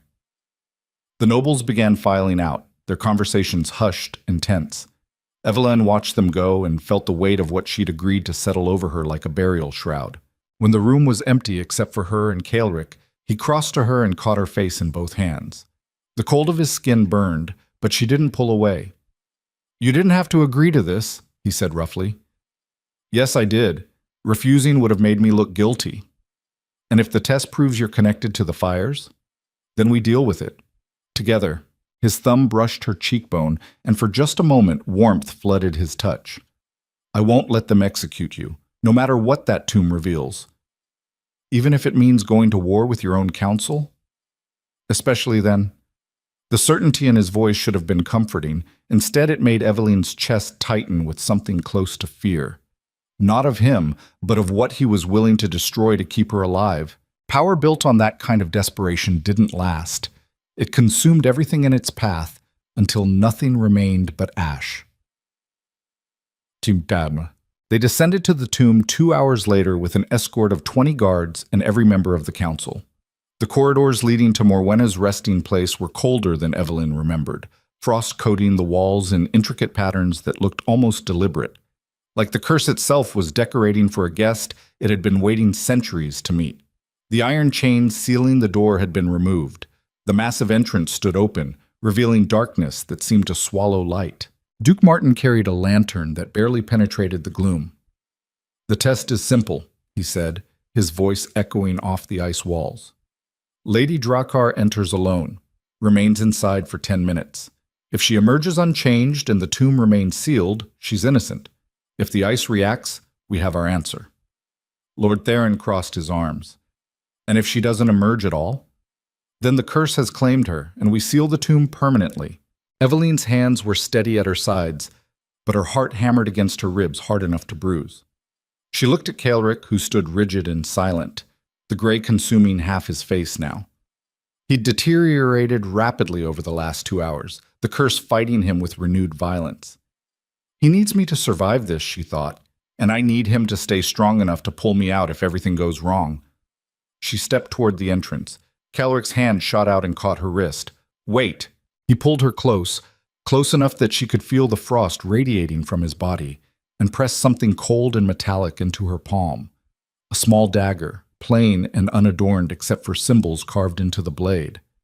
"Iron and silver," he whispered. "The only metals that can cut through curse magic. If something in there tries to hold you, use this." Evelyn closed her fingers around the blade. "And if cutting doesn't work? Then scream. I'll come for you. Council be damned."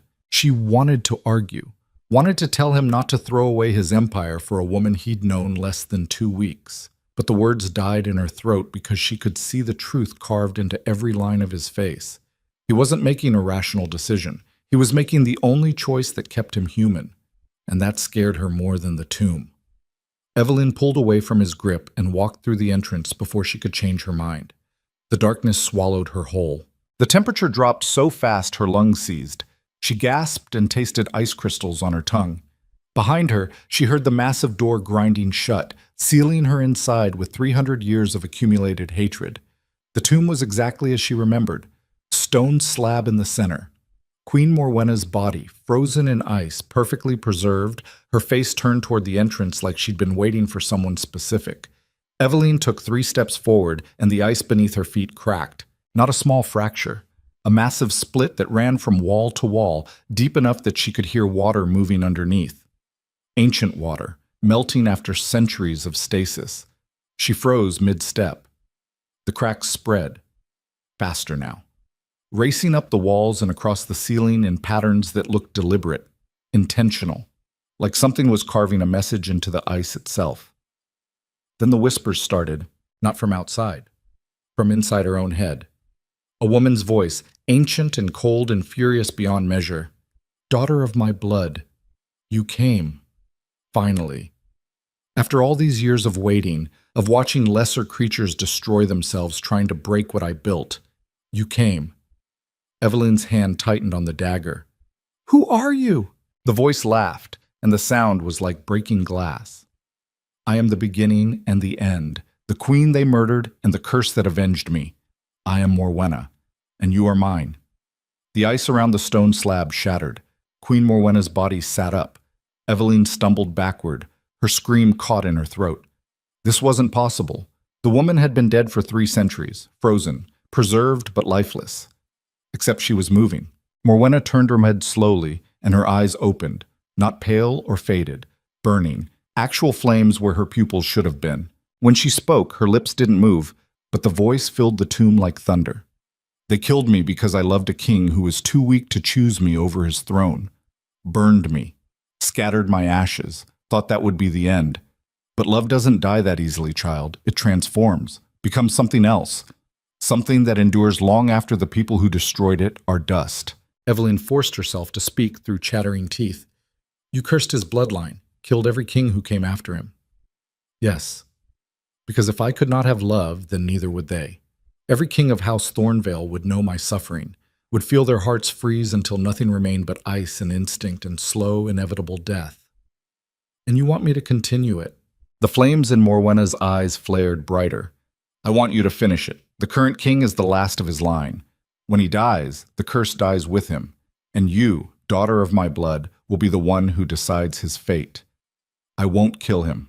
Who said anything about killing? Morwenna's frozen face twisted into something that might have been a smile. You already saved him once. I felt it. Your fire burning through my ice, thawing what should have remained frozen. You did in moments what centuries of magic could not undo. Evelyn's mind raced. Then why are you fighting me? If I can break the curse, why not let me? Because breaking the curse requires sacrifice. The queen stood fully now, ice falling from her body in chunks. Power demands payment. To undo 300 years of accumulated hatred, you must give something of equal weight. Your magic, your life, or his. The choice landed like a physical blow. Evelyn stared at those burning eyes and felt her entire world narrow to 3 impossible options. She could walk away, let Caelric die, save herself and watch the curse consume him completely. She could sacrifice herself, pour every ounce of her awakening magic into breaking the curse, and hope it was enough before it killed her. Or she could find a third path. Something Morwenna hadn't considered, something that didn't end with death. There has to be another way, Evelyn said. Morwenna laughed again, and the sound was knives on ice. There is no other way. There is only choice. And time is running out, daughter. The curse is accelerating. Soon your king will be nothing but frozen meat walking on 2 legs, and when that happens, his empire will tear itself apart fighting for scraps of power. Why do you care what happens to the empire? I don't. But I care about legacy, and you are mine, the last living piece of magic I created before they destroyed me.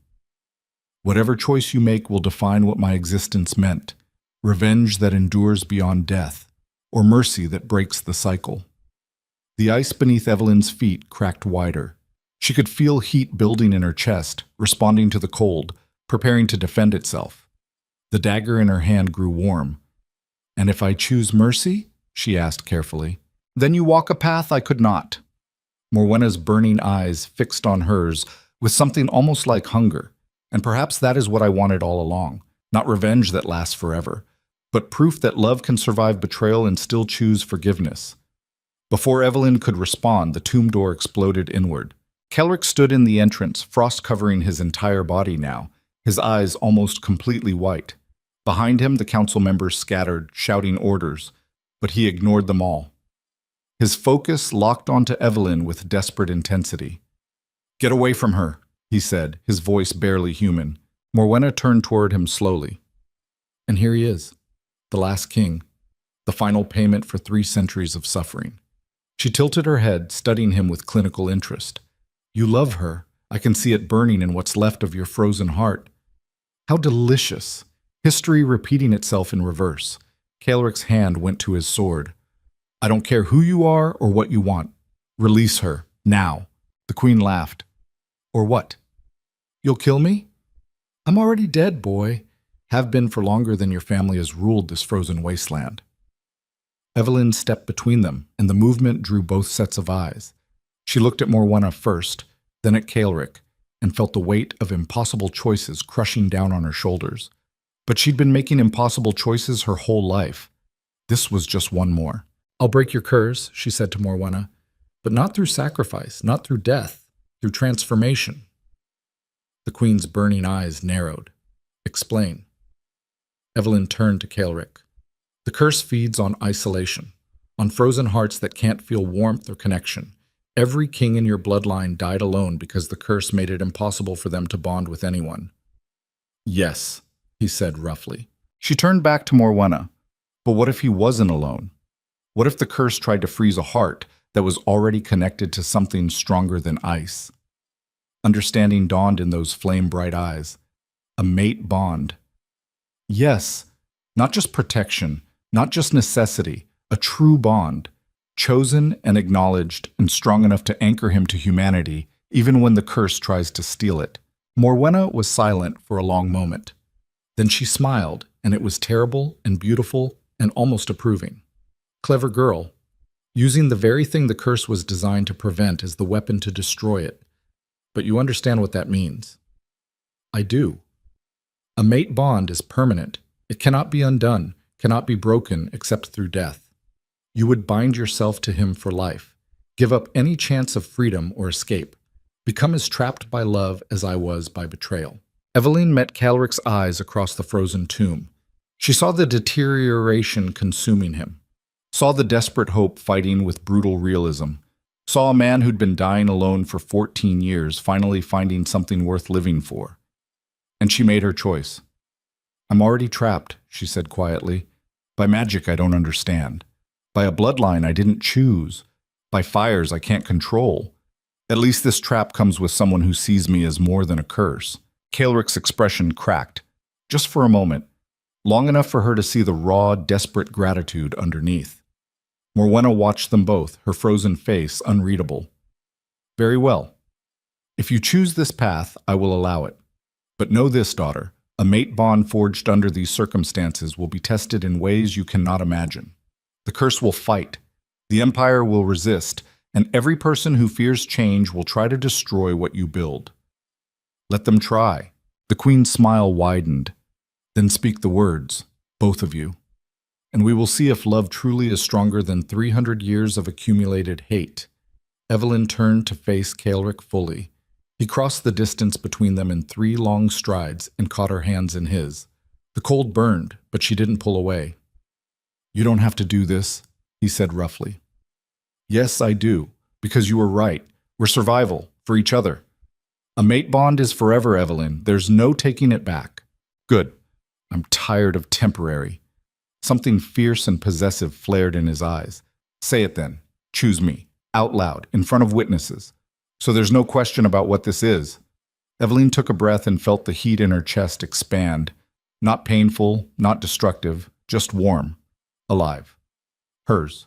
I choose you, Calric Thornvale, as mate, as king, as the man who saw strength in me when everyone else saw only weakness. I bind my magic to yours, my life to yours, my fire to your ice, until death breaks what I build here. The words hung in the frozen air for one perfect moment. Then Calric spoke, his voice raw and absolute. I choose you, Eveline Drakkar, as mate, as queen, as the woman who refused to break when the world demanded it. I bind my crown to yours, my empire to yours, my ice to your fire, until death claims what we forge here. The moment the words left his mouth, power exploded through the tomb. Not violent, not destructive, just overwhelming.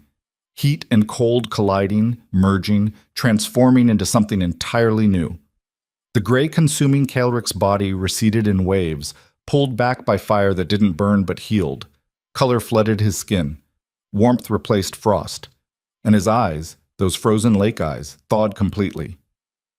The mate bond snapped into place like a lock finding its key. Eveline gasped as sensation flooded through her. Not her own feelings, his, desperate relief, fierce possessive joy, bone-deep exhaustion finally giving way to hope. She could feel his heartbeat as clearly as her own, could sense his presence like a second consciousness living alongside hers. It was terrifying and exhilarating and completely irreversible. Morwenna watched it all with burning eyes. Then slowly she began to smile. Well done, she said softly. You found the loophole I left hidden in my own curse. Love freely given, bonds chosen without coercion, magic transformed through acceptance instead of fear. The ice around her body began to crack, not shattering, melting. 300 years of frozen hatred turning to water that pooled at their feet. My work here is finished, daughter. The curse is broken. The bloodline is free. And you, the last piece of magic I created, have proven that even the darkest legacy can be transformed into something beautiful. Morwenna's body dissolved, not dying, just fading, returning to whatever plane of existence she'd been pulled from to deliver this final message. Her last words echoed through the tomb as she disappeared. Rule well, Fire Queen, and never forget the cost of love betrayed. Then she was gone. Eveline stood in the empty tomb, holding Calric's hands, feeling the mate bond thrumming between them like a living thing. The ice on the walls was melting. Water ran in rivers across the floor, and outside she could hear shouting, the council demanding answers, guards calling for reinforcements. Calric pulled her close, his arms wrapped around her like he was afraid she might disappear. What did we just do? We broke a 300-year-old curse and bound ourselves together for life. In that order? Apparently. He laughed. Actual laughter. Raw and rusty like he'd forgotten how. My council is going to lose their minds. They already think I'm destroying the empire. Well, now you're queen of it, so they'll have to get used to disappointment. Evelyn pulled back just enough to meet his eyes. I don't know how to be a queen. Neither did I when I took the throne. We'll figure it out together. The warmth in his voice, the absolute certainty, should have been reassuring. But Evelyn couldn't shake the feeling that they'd just traded one curse for another. The mate bond thrummed between them, beautiful and binding and completely inescapable. And somewhere deep in her chest, she felt the fire responding, growing, changing, becoming something she didn't fully understand yet. Morwenna had called her the Fire Queen. Evelyn had a terrible feeling she was about to find out exactly what that meant. They emerged from the tomb to chaos. The council stood in a semicircle, weapons drawn, faces ranging from shock to outright fury. Lord Valor stood at the front, his expression carefully controlled. "My king," he said quietly. "What happened in there?" Kelrick's voice carried absolute authority. "The curse is broken. Lady Drakkar and I have formed a mate bond, and as of this moment, she is your queen. Anyone who has a problem with that can challenge me directly." Silence. Then Lord Theron stepped forward, his hand on his sword hilt. "My king, with all respect, a mate bond formed under these circumstances is not legitimate. The council must approve any royal marriage, and Lady Drakkar has not been cleared of the fire accusations. The fires were caused by the curse fighting against Evelyn's magic. Now that the curse is broken, they'll stop." "And if they don't?" Kelrick's smile was all teeth and ice. "Then I'll deal with it personally. But make no mistake, Lord Theron, Evelyn Drakkar is my mate, my queen, and the future of this empire. Question that again, and you'll find yourself on the wrong side of a very short conversation." Theron's jaw worked, but he stepped back. Lord Valor remained motionless, his hawk-like eyes fixed on Evelyn with an intensity that made her skin crawl. When he finally spoke, his voice was soft and dangerous. "Congratulations, my queen. I hope you survive what comes next." Before Evelyn could ask what he meant, Valor turned and walked away. The rest of the council followed, their conversations hushed and tense. Evelyn watched them go and felt the mate bond pulse with warning. Kelrick's arm tightened around her waist. "What is it?" she asked. "Valor. He's too calm, too accepting." His eyes tracked the older man's retreating form. "He spent the last week pushing for your detention, and now he just congratulates you and walks away? Maybe he's accepted defeat." Men like Valor don't accept defeat. They adapt. The words settled over Evelyn like a shroud. She looked at the melting ice around the tomb entrance, felt the mate bond connecting her to Kelrick with unbreakable strength, and realized they'd won the battle but not the war. The curse was broken, but the real fight was just beginning, and she had no idea who she could trust. The fires stopped exactly 3 hours after the mate bond formed. Reports came flooding into the palace from every territory that had been burning. Villages that had been consumed by unnatural flames suddenly went cold. Witnesses claimed the fires simply died, not extinguished but withdrawn, like something had called them home. Evelyn stood in Kelrick's private chambers and felt the heat in her chest settle into something controllable. Not gone, never gone, but contained, directed. Hers to command instead of a wild thing destroying everything it touched. The mate bond thrummed between them, warm and steady, and through it she could feel Kelrick's exhaustion. Not from the curse anymore. From 14 years of fighting alone finally catching up to him now that the immediate threat had passed. He sat at his desk, surrounded by reports and messenger scrolls, his expression carved from stone. The gray had vanished completely from his skin. Color had returned to his face. He looked more human than he had in days, but the weight sitting on his shoulders hadn't lightened at all. Evelyn crossed to him and placed her hand on his shoulder. The mate bond pulsed, and she felt his tension ease fractionally. "The council wants an audience," he said quietly.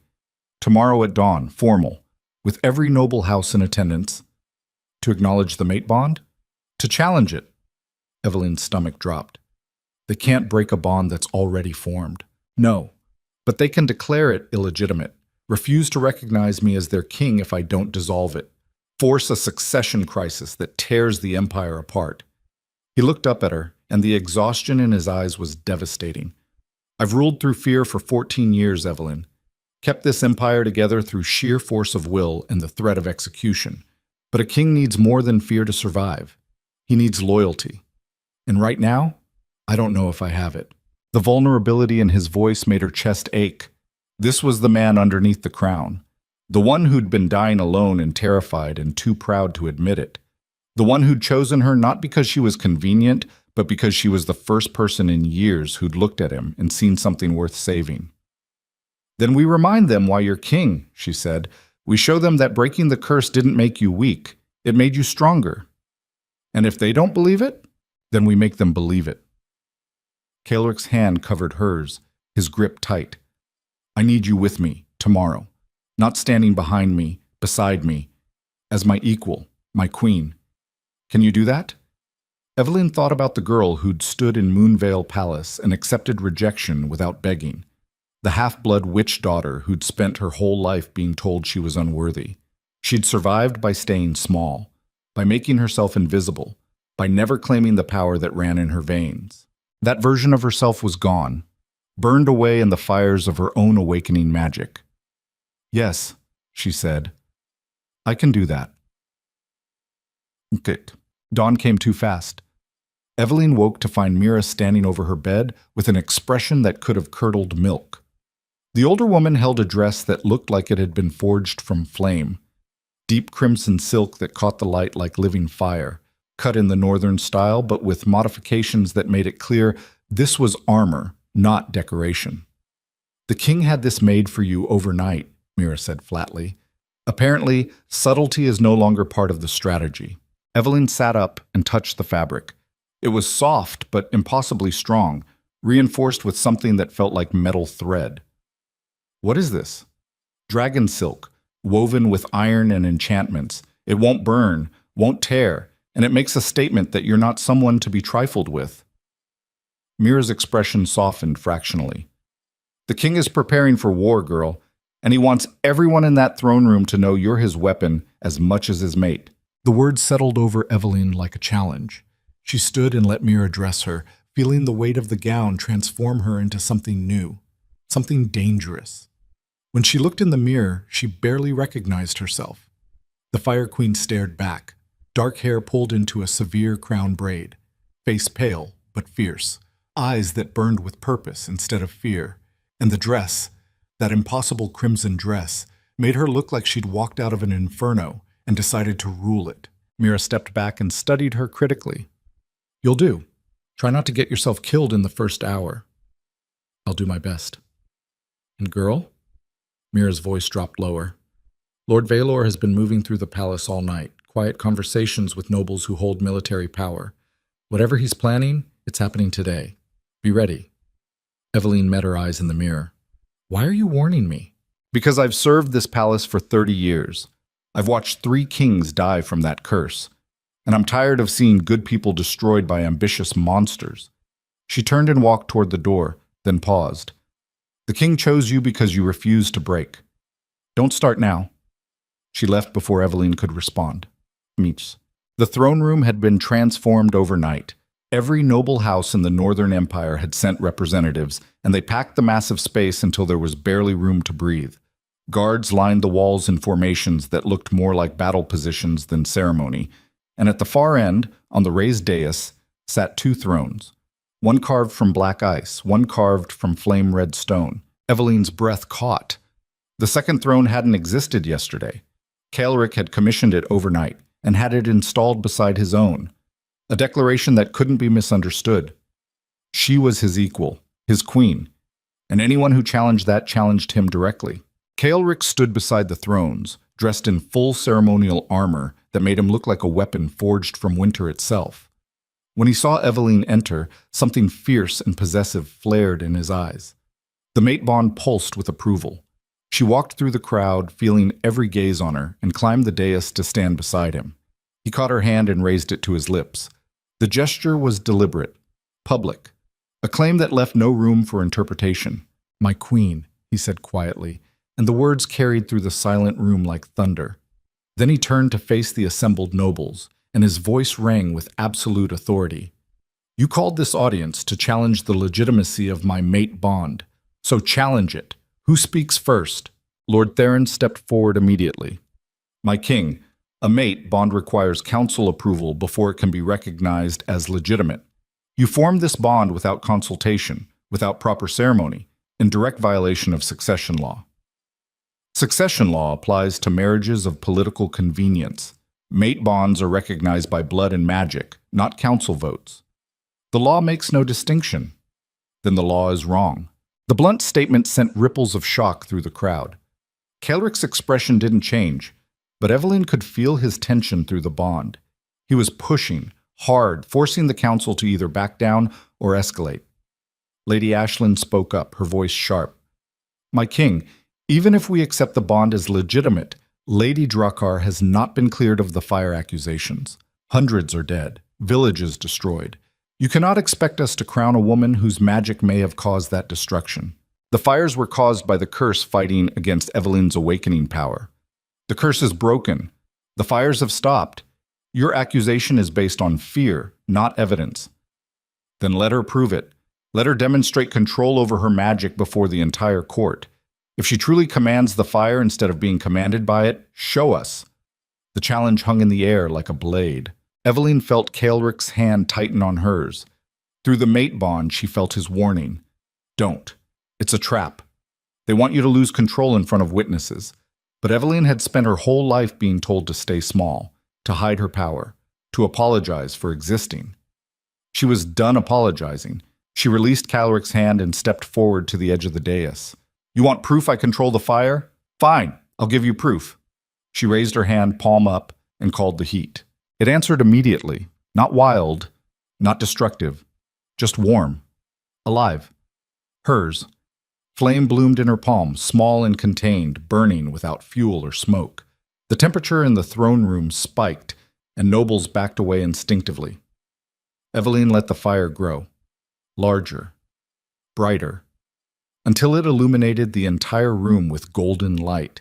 Then she closed her fist, and the flame vanished instantly. The silence was absolute. She met Lady Ashlyn's eyes. I don't fear my magic, I command it. And if anyone in this room doubts that, I'll be happy to provide a more dramatic demonstration. Ashlyn's face had gone pale, but she didn't back down. Control in peacetime means nothing. The true test of a queen is how she responds when her empire is threatened. Before Evelyn could respond, the throne room doors exploded inward. Guards flooded in, their armor scorched, faces covered in soot and blood. Behind them came civilians, hundreds of them, screaming and pushing and desperate. The captain of the guard stumbled forward, gasping. My king, rebellion, the Eastern Quarter, Lord Vaelor has declared you unfit to rule. He's rallying the military houses to his banner and marching on the palace. The throne room erupted into chaos. Kaelric's voice cut through the noise like a blade. How many soldiers? 3,000, maybe more. Every house that opposed the mate bond has joined him. They're demanding Lady Drakkar be executed and you abdicate in favor of a council-chosen successor. Evelyn felt the mate bond flood with cold, lethal fury. She looked at Kaelric and saw the transformation happen in real time. The exhausted king vanished, replaced by the warrior who'd crushed 3 rebellions before turning 25. Seal the palace, he said quietly. Evacuate civilians to the inner sanctum. Mobilize every loyal guard we have, and someone bring me Lord Vaelor's head on a pike. The guards saluted and ran. Kaelric turned to the assembled nobles, and the temperature dropped 30 degrees. You wanted to challenge my authority. Congratulations, you've gotten exactly what you asked for. Now you have a choice. Stand with me and fight to keep this empire intact, or join Vaelor's rebellion and die with him when I crush it. Lord Theron stepped forward, his hand on his sword. My king, Vaelor commands 3,000 soldiers. You have maybe 800 loyal guards in the palace. The math doesn't favor you. The math never favors me. I win anyway. This isn't about winning a battle. It's about what comes after. If you slaughter 3,000 of your own citizens to keep a controversial queen, you'll destroy the empire you're trying to save. Kaelric's smile was all teeth and ice. Then I'll build a new one from the ashes. He turned to Eveline, and through the mate bond she felt his desperation, his fear. Not for himself. For her. For what would happen if Valor's forces breached the palace and got their hands on the Fire Queen. "I need you to stay here," he said quietly. "Protected. Safe. While I deal with this." Every instinct in Eveline's body screamed in protest. She'd just claimed her power in front of the entire court, proven she could control the fire, and now he wanted her to hide while he fought her battles? "No," she said flatly. "Eveline, no. You made me your queen, your equal. That means I stand beside you when the empire burns, not behind you, not hidden away like some fragile thing that needs protection. If you die out there, I lose everything. If I hide in here while you fight alone, you've already lost." The mate bond pulsed between them, carrying the weight of impossible choices. Kelric stared at her, and she could see the war happening behind his eyes. The king who needed to protect what he loved, the warrior who needed every advantage to survive, the man who was finally learning that sometimes love meant trusting instead of controlling. He reached out and caught her face in both hands. "If you do this, you follow my orders. No heroics. No sacrificing yourself to save me. We survive together or not at all. Understood?" "Understood." He kissed her, hard, desperate, like he was trying to memorize the taste of her in case it was the last time. Then he released her and turned to face the throne room. "Anyone who wants to fight, arm yourselves and meet me at the eastern gates in 10 minutes. Anyone who wants to run, the northern tunnels are still clear. Choose now." Half the nobles fled immediately. The other half, the ones who'd been watching Eveline summon fire with calculating eyes, moved toward the armory. Lord Theron remained, his expression grim. "I'll fight with you, my king, not because I approve of this bond, but because Valor's rebellion threatens everything our family's built. If he wins, the empire falls into chaos. I don't care why you fight, just don't get in my way." Theron nodded and left. Duke Martin approached, older and weathered but still solid. "My men are yours, my king. We'll hold the eastern wall."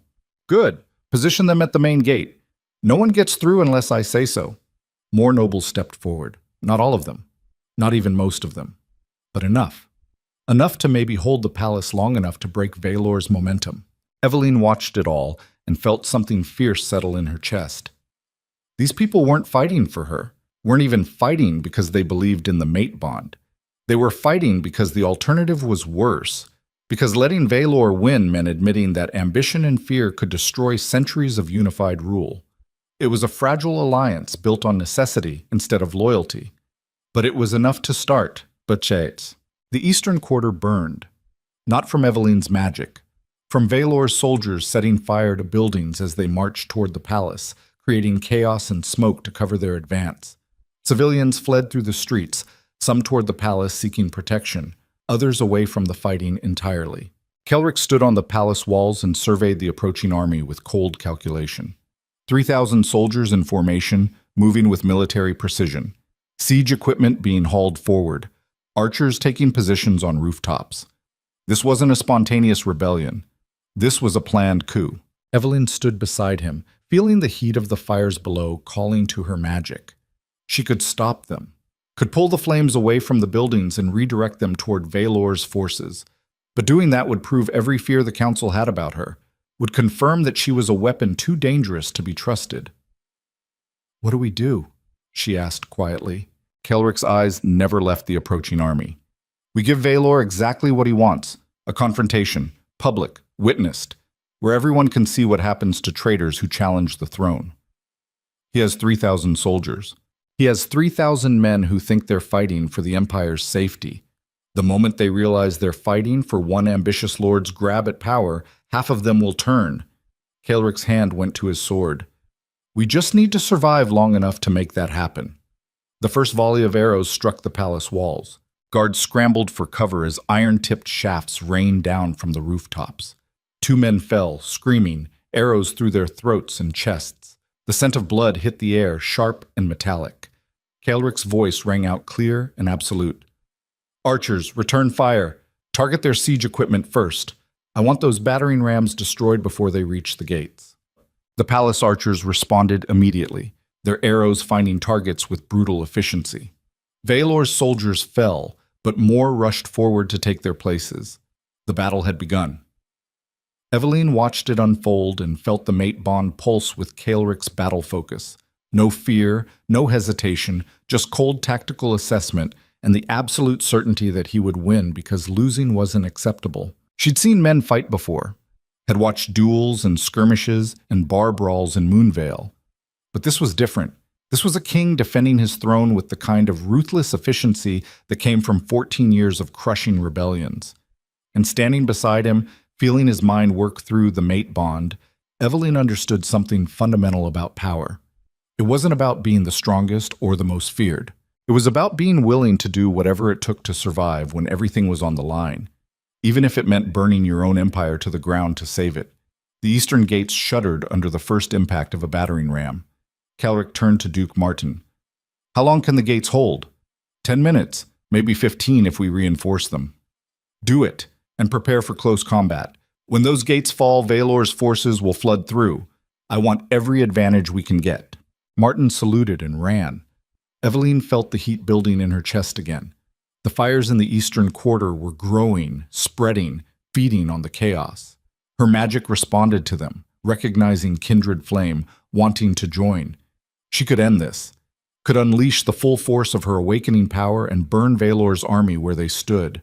But that would make her the monster everyone feared, would prove that the Fire Queen was too dangerous to live, would destroy any chance she had of ruling beside Caelric as something more than a weapon to be pointed at enemies. "I can stop the fires," she said quietly.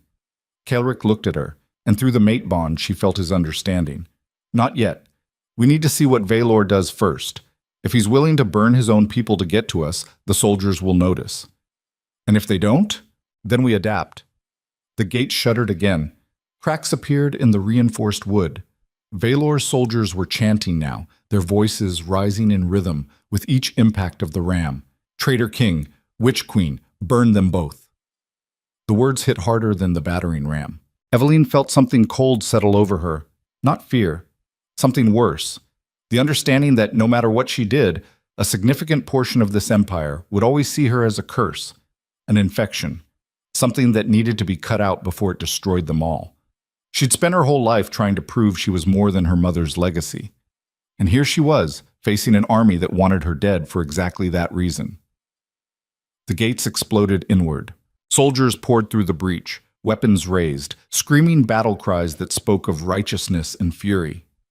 Duke Martin's guards met them head-on, and the clash of steel on steel rang through the courtyard like breaking bones. Blood hit the stone. Men fell. The scent of death flooded the air.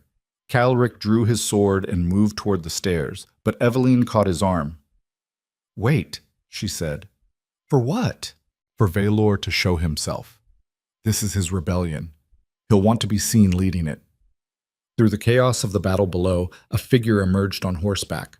Tall, silver-haired, carrying a sword that looked like it had been forged specifically for this moment. Lord Valor. He rode through his own soldiers without fear, his eyes fixed on the palace walls where Caelric and Eveline stood. When he was close enough to be heard, he raised his sword and his voice carried over the sound of fighting. "Caelric Thornvale, you stand accused of betraying your empire by binding yourself to corrupted magic. Abdicate now and I will show mercy. Refuse, and I will take your throne by force and execute the witch who poisoned you." Caelric's smile was cold and sharp. "Come and try, Valor. Let's see how long you last." Valor's expression didn't change. "I didn't want this, my king. I served your family for 30 years, watched the curse destroy your father and grandfather. I tried to save you from the same fate. But you chose her over the Empire's safety. You left me no choice. You always had a choice. You chose ambition over loyalty. I chose the Empire over one man's selfish need for warmth." The words landed like arrows. Eveline felt Caelric's fury through the mate bond, white-hot and barely controlled. He started to respond, but she stepped forward first. Her voice rang out clear and absolute. "You want to know what I am, Lord Valor? I'm the daughter of a woman you executed 8 years ago to keep the curse alive. I'm the descendant of the queen who created that curse because men like you destroyed her for being inconvenient. And I'm the Fire Queen who's going to burn your rebellion to ash and rebuild this empire on loyalty instead of fear. She raised both hands, and flame erupted from her palms. Not wild, not destructive, controlled, deliberate, beautiful and terrible in equal measure. The fires in the eastern quarter responded immediately. They pulled away from the buildings, no longer consuming but retreating, drawn toward Evelyn like iron to a magnet. The flames coalesced in the air above the courtyard, forming a wall of living fire between Valor's soldiers and the palace. The fighting stopped. Every soldier, rebel and loyalist alike, stared at the impossible display of power. Evelyn let the fire burn for 5 perfect seconds, making sure everyone understood exactly what she was capable of. Then she spoke again, and her voice carried the weight of 300 years of suppressed magic finally unleashed. "You called me a curse, a witch, something that needed to be destroyed.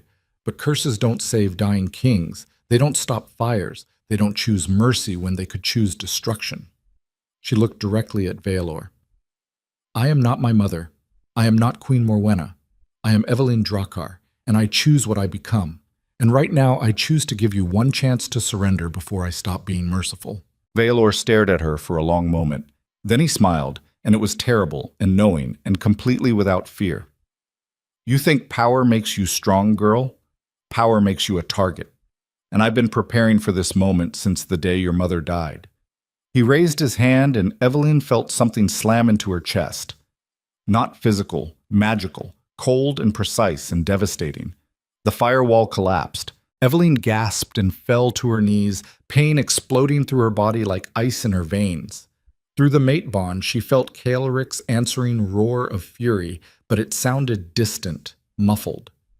Valor's voice cut through the chaos. "Did you really think you were the only one who studied forbidden magic? I've spent 30 years learning how to kill witch descendants. Your mother taught me everything I needed to know before I burned her." He gestured, and the cold intensified. Evelyn's vision blurred. She could feel her magic trying to respond, trying to fight back, but something was blocking it, containing it, turning her own power against her. This was how her mother died. Trapped, helpless, destroyed by someone who'd learned to weaponize the very magic meant to protect.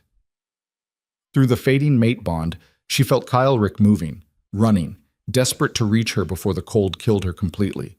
But Valor was faster. He raised his sword, and Evelyn saw her death reflected in the blade. Then the world exploded into flame. The flame didn't come from Evelyn. It came from Caelric. He stood between her and Valor's descending blade, his entire body wreathed in fire that burned gold instead of red, not destroying him, protecting him. The sword struck the flames and shattered, pieces of steel raining down across the blood-soaked courtyard. Valor stumbled backward, shock breaking through his carefully controlled expression for the first time. Caelric's voice was rough, inhuman, like he was speaking through something older than himself. "You forgot something important, Valor. A mate bond doesn't just connect two people. It merges their magic, makes them stronger together than they ever were apart." He reached down and pulled Evelyn to her feet, his touch burning away the ice Valor had forced into her veins. The moment their skin connected, power exploded between them. Not fire alone, not ice alone.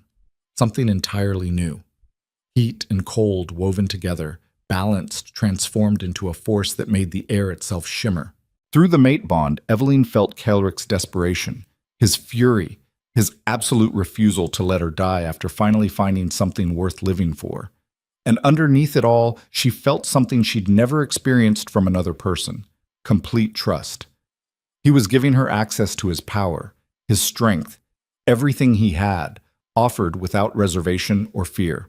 She'd spent her whole life being told that her magic was a curse, something to suppress and hide and apologize for.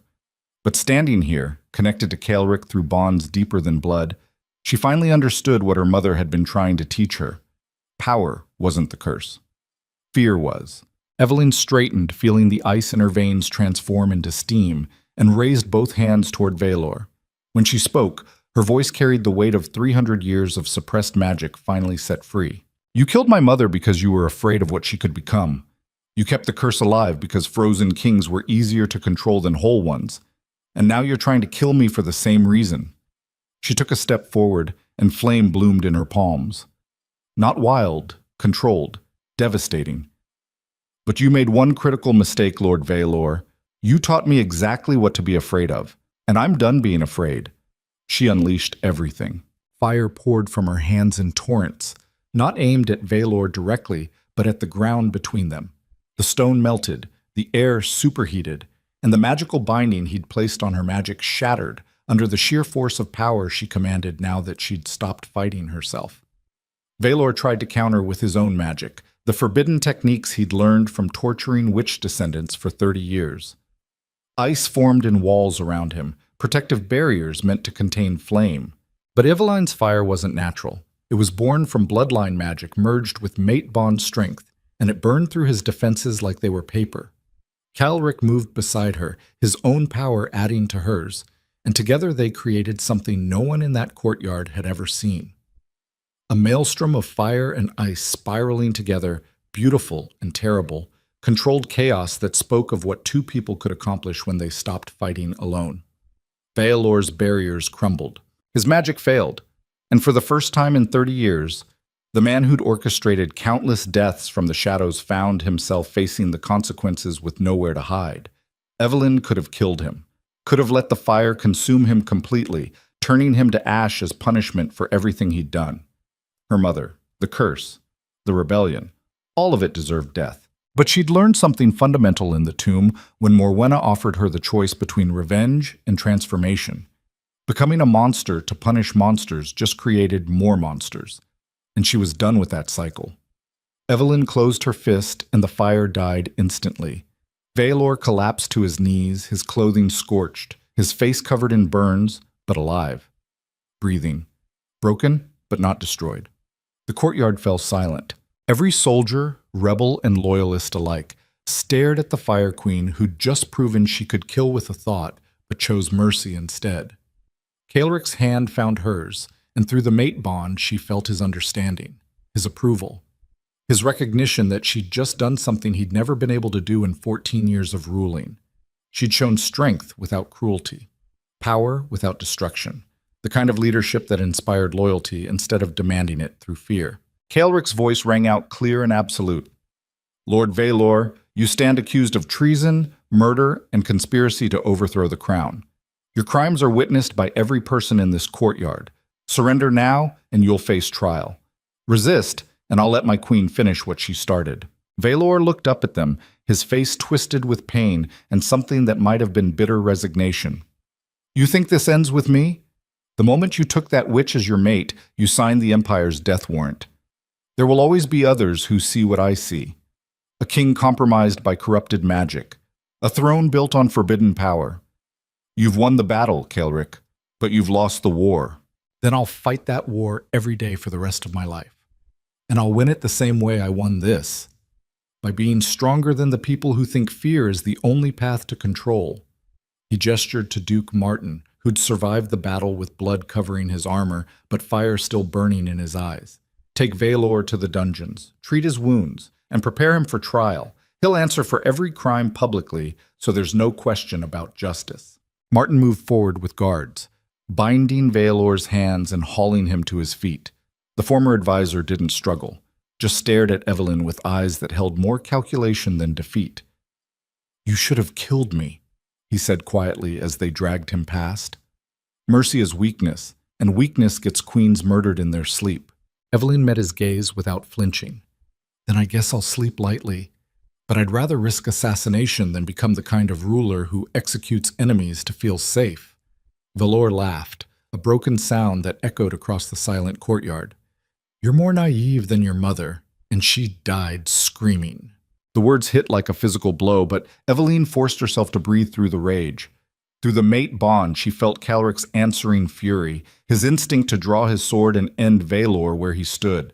But he didn't move, didn't react, just squeezed her hand once and let the guards take Valor away.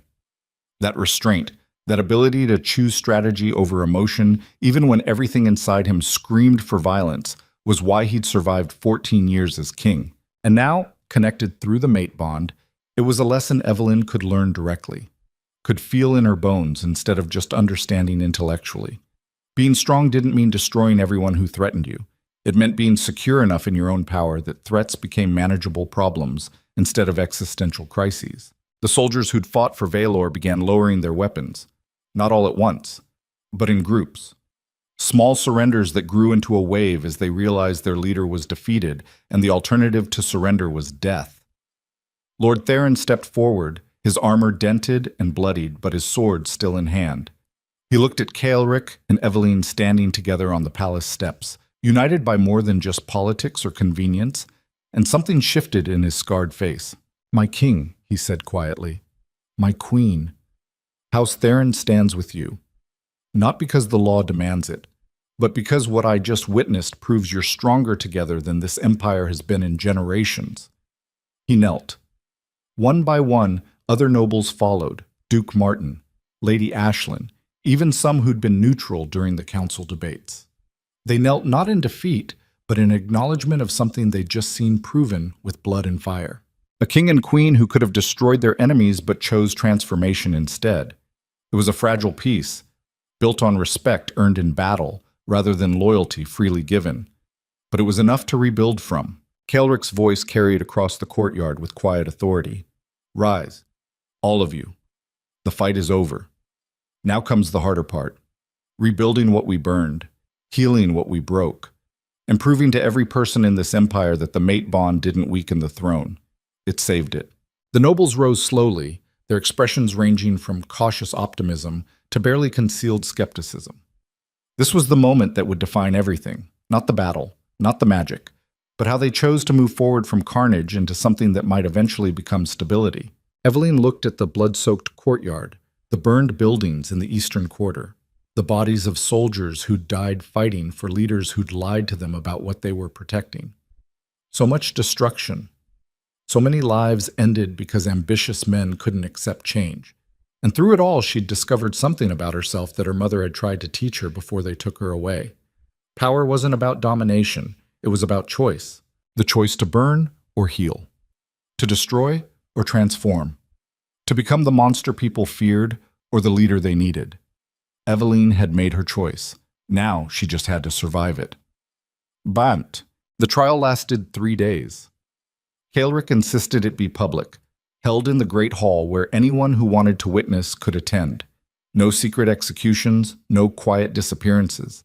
Every crime Vaelor committed would be exposed and judged by the same laws he'd used to control others for 30 years. Eveline sat beside Ceolric on the newly installed dual thrones, feeling the weight of every gaze in that packed hall. Some looks were hostile, others curious. A few held something that might have been hope. She'd learned quickly that being queen meant existing under constant scrutiny. Every word analyzed, every gesture interpreted as policy, every moment of weakness seen as proof she didn't deserve the throne. It was exhausting, but it was also clarifying, because the people who watched her with contempt weren't seeing Evelyn Drakkar anymore. They were seeing their own fears reflected back. Fear of change, fear of power they couldn't control, fear that the empire they'd built on rigid hierarchy might transform into something they didn't recognize. And that fear, Eveline was learning, said far more about them than it did about her.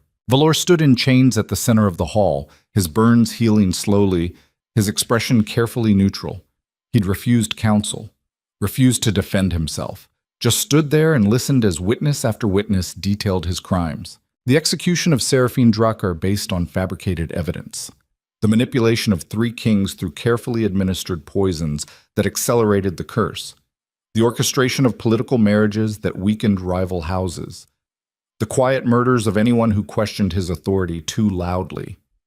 30 years of calculated cruelty laid bare for everyone to see. When the final witness finished, Ceolric stood. The hall fell silent instantly. "Lord Vaelor," he said quietly, "you've heard the accusations. The evidence is overwhelming. Do you have anything to say before judgment is passed?" Vaelor looked up at the dual thrones, and for the first time since his capture, something raw showed through his carefully controlled mask. Not regret, not remorse, just bitter acceptance of a game played and lost. "I did what I thought necessary to protect this empire from itself. Every action I took was calculated to preserve stability. Order. The hierarchy that kept 6 kingdoms unified under one throne." His voice grew stronger. "You call it cruelty. I call it pragmatism. And history will judge which of us was right.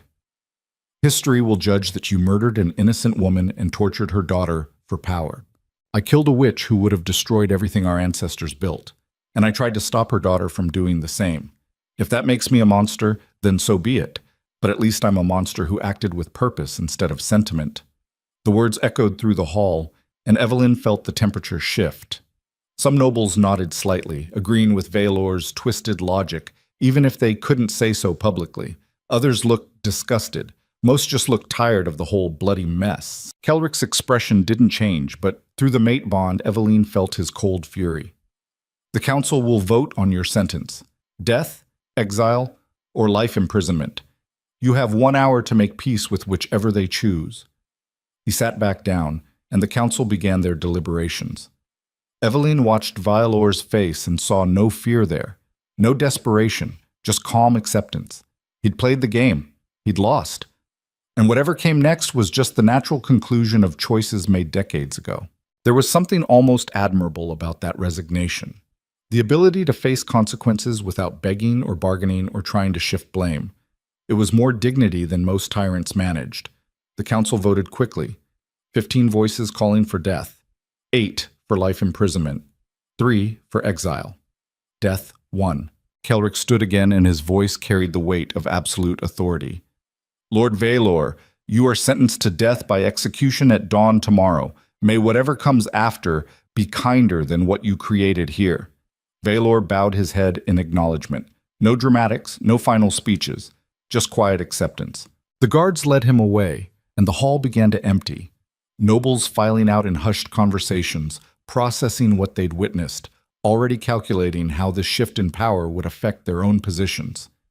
Evelyn remained seated, feeling the exhaustion settle into her bones. 3 days of testimony. 3 days of reliving her mother's death through witness accounts. 3 days of watching the man who'd orchestrated it all stand there without remorse. And tomorrow, she'd watch him die. Kelrick's hand found hers. "You don't have to attend the execution." "Yes, I do." "Why?" "Because my mother died alone, burned by people who called her a monster without ever understanding what she was trying to accomplish. The least I can do is bear witness when her murderer faces the same fate."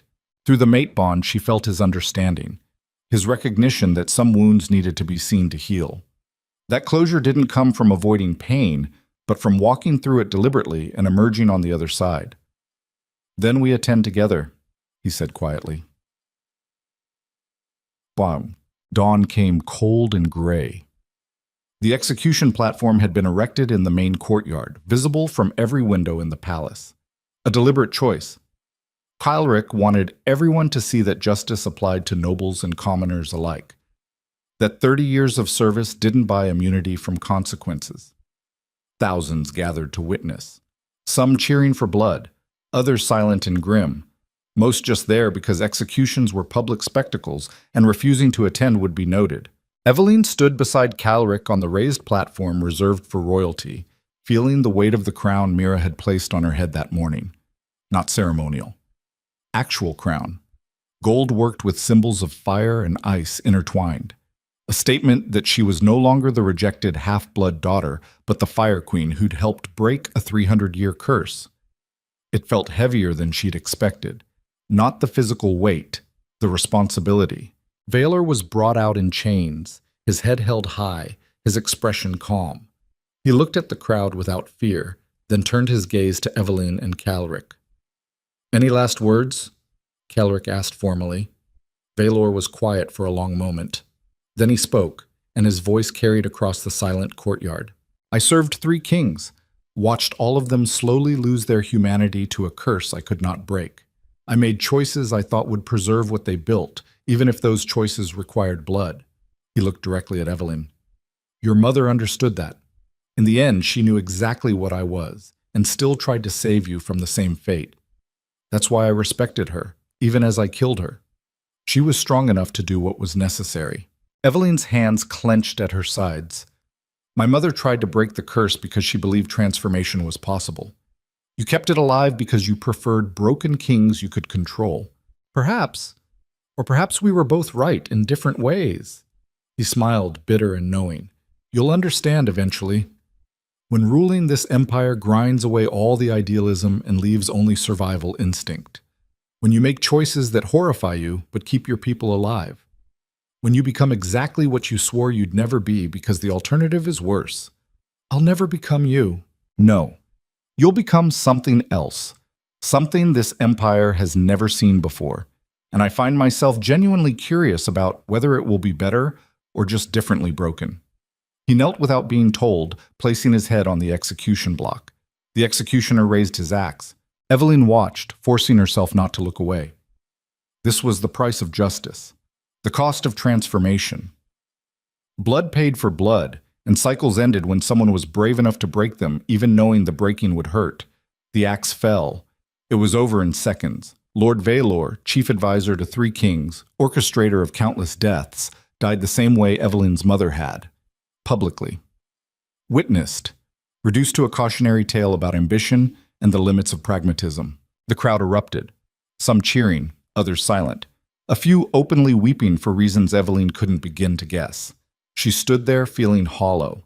Not satisfied, not vindicated, just tired. Bone-deep exhausted from carrying the weight of other people's choices and trying to build something better from the wreckage they left behind. Kelrick's arm wrapped around her waist, solid and warm. Through the mate bond, she felt his understanding. His recognition that some victories felt like losses, and justice didn't always heal the wounds it was meant to address. "It's done," he said quietly. "Yes." "Do you feel better?" Evelyn thought about that. About her mother burning while crowds cheered. About Valor's head rolling across blood-stained wood. About 300 years of accumulated cruelty finally ending not with triumph, but with exhausted relief. "No," she said honestly, "but I feel like maybe we can start healing now. And that's something." The months that followed were harder than the battle. Rebuilding an empire required more than just defeating enemies. It required changing systems, redistributing power, dismantling the structures Valor had built to maintain control, and replacing them with something that might eventually become stability. Evelyn threw herself into the work with the same intensity she'd once used to survive Moonvale. She met with noble houses who still viewed her with suspicion and proved through sheer competence that witchblood didn't make her incompetent. She worked with Kylric to reform laws that had kept half-bloods and magic users suppressed for generations. She traveled to the villages that had burned and helped rebuild them with her own hands. Slowly, grudgingly, the Empire began to accept her. Not because she was perfect, not because everyone agreed with her policies, but because she showed up every day and did the work without complaint or expectation of immediate gratitude. And through it all, the mate bond connected her to Kylric in ways that went deeper than politics or strategy. She felt his exhaustion when 14-hour council meetings drained him, felt his quiet satisfaction when reforms they implemented actually worked, felt his fierce protective pride every time she stood before hostile nobles and refused to back down. And he felt hers, her grief for a mother she'd lost too young, her determination to prove that transformation was possible, her slowly growing confidence that maybe, just maybe, she deserved to be here. 6 months after Valor's execution, Evelyn stood on the palace walls at sunset and watched snow begin to fall over Frostmere. Real snow. Natural. Not the curse-tainted ice that had plagued the Empire for centuries. Spring had come and gone. Summer had burned bright and fierce. And now winter returned, but different. Softer. The kind of cold that could be survived with proper preparation instead of the killing freeze that had defined the North for generations. The curse truly was broken. Kylric found her there, his cloak wrapped against the evening chill, and stood beside her in comfortable silence. They'd learned to communicate through the mate bond in ways that didn't require words. Emotions flowing back and forth, understanding built on shared experience instead of explanation. "The council approved the final reform today," he said eventually. "Half-bloods can now hold military positions. It passed by 2 votes. Evelyn smiled slightly. Progress. Slow progress. Better than no progress. He turned to face her, and the look in his eyes was complicated. Proud. Exhausted. Grateful. "I couldn't have done this without you." "Yes, you could have. It would have just taken longer and hurt more. Maybe. Or maybe I would have given up and let the curse take me because fighting alone was too hard." He caught her hand and raised it to his lips. "You saved me, Evelyn. Not just from the curse. From myself." She thought about the frozen king who'd claimed her in Moonvale, The man who'd been dying alone for 14 years because he'd forgotten how to let anyone close. The warrior who'd crushed rebellions through sheer brutal force because it was the only language he knew. And she thought about the man standing beside her now, still fierce, still capable of devastating violence when necessary, but tempered by connection, softened by the knowledge that strength could be gentle and power could be shared. "We saved each other," she said quietly. "That's what the mate bond means. Neither of us could have survived this alone." "Do you regret it? Binding yourself to me? Giving up any chance of freedom?" Evelyn considered the question seriously. 6 months ago, she'd been the rejected half-blood daughter with nothing to lose and a legacy of shame she couldn't escape. Now she was a queen, a symbol, a woman with actual power to change the world she'd been born into. But she was also trapped, bound to Kaelric for life, unable to leave even if she wanted to. Her magic merged with his in ways that couldn't be undone. And somehow, impossibly, she was okay with that. "I spent my whole life running from things I couldn't control," she said. "My bloodline, my mother's legacy, the expectations of people who wanted me to be small and quiet and ashamed. And when you claimed me in Moonvale, I thought I was just trading one trap for another." She turned to meet his eyes. "But this trap came with someone who sees me as powerful instead of cursed, who trusts me to make decisions that affect millions, who stands beside me instead of demanding I kneel. So no, I don't regret it, even on the hard days when I want to burn the whole empire down and start over." "Monsieur..." Kelric laughed, and the sound was warm and genuine. "Give it time. We might still burn it down and start over, just more strategically than Valor would have liked. I'll hold you to that." They stood together watching snow fall over an empire that was slowly, painfully learning to transform. It wasn't perfect, probably never would be, but it was theirs, built on choices made deliberately instead of fear inherited from ancestors who died centuries ago. Below, in the courtyard, Evelyn could see servants lighting lanterns for the evening, soldiers changing guard shifts, civilians moving through the palace grounds without fear because the rebellion had been crushed and stability was slowly returning. Normal life. The kind her mother had died trying to make possible. "I've been thinking," Kelric said carefully, "about legacy, about what we leave behind when we're gone." "That's morbid. That's realistic. We broke a 300-year curse, but we didn't eliminate the hatred that created it. There will always be people who fear change, who want to return to the old ways because familiar oppression feels safer than uncertain transformation." Evelyn knew he was right. They'd won the battle, reformed some laws, earned grudging acceptance from nobles who would rather see her dead. But changing hearts took generations, not months. "So what do we do?" she asked.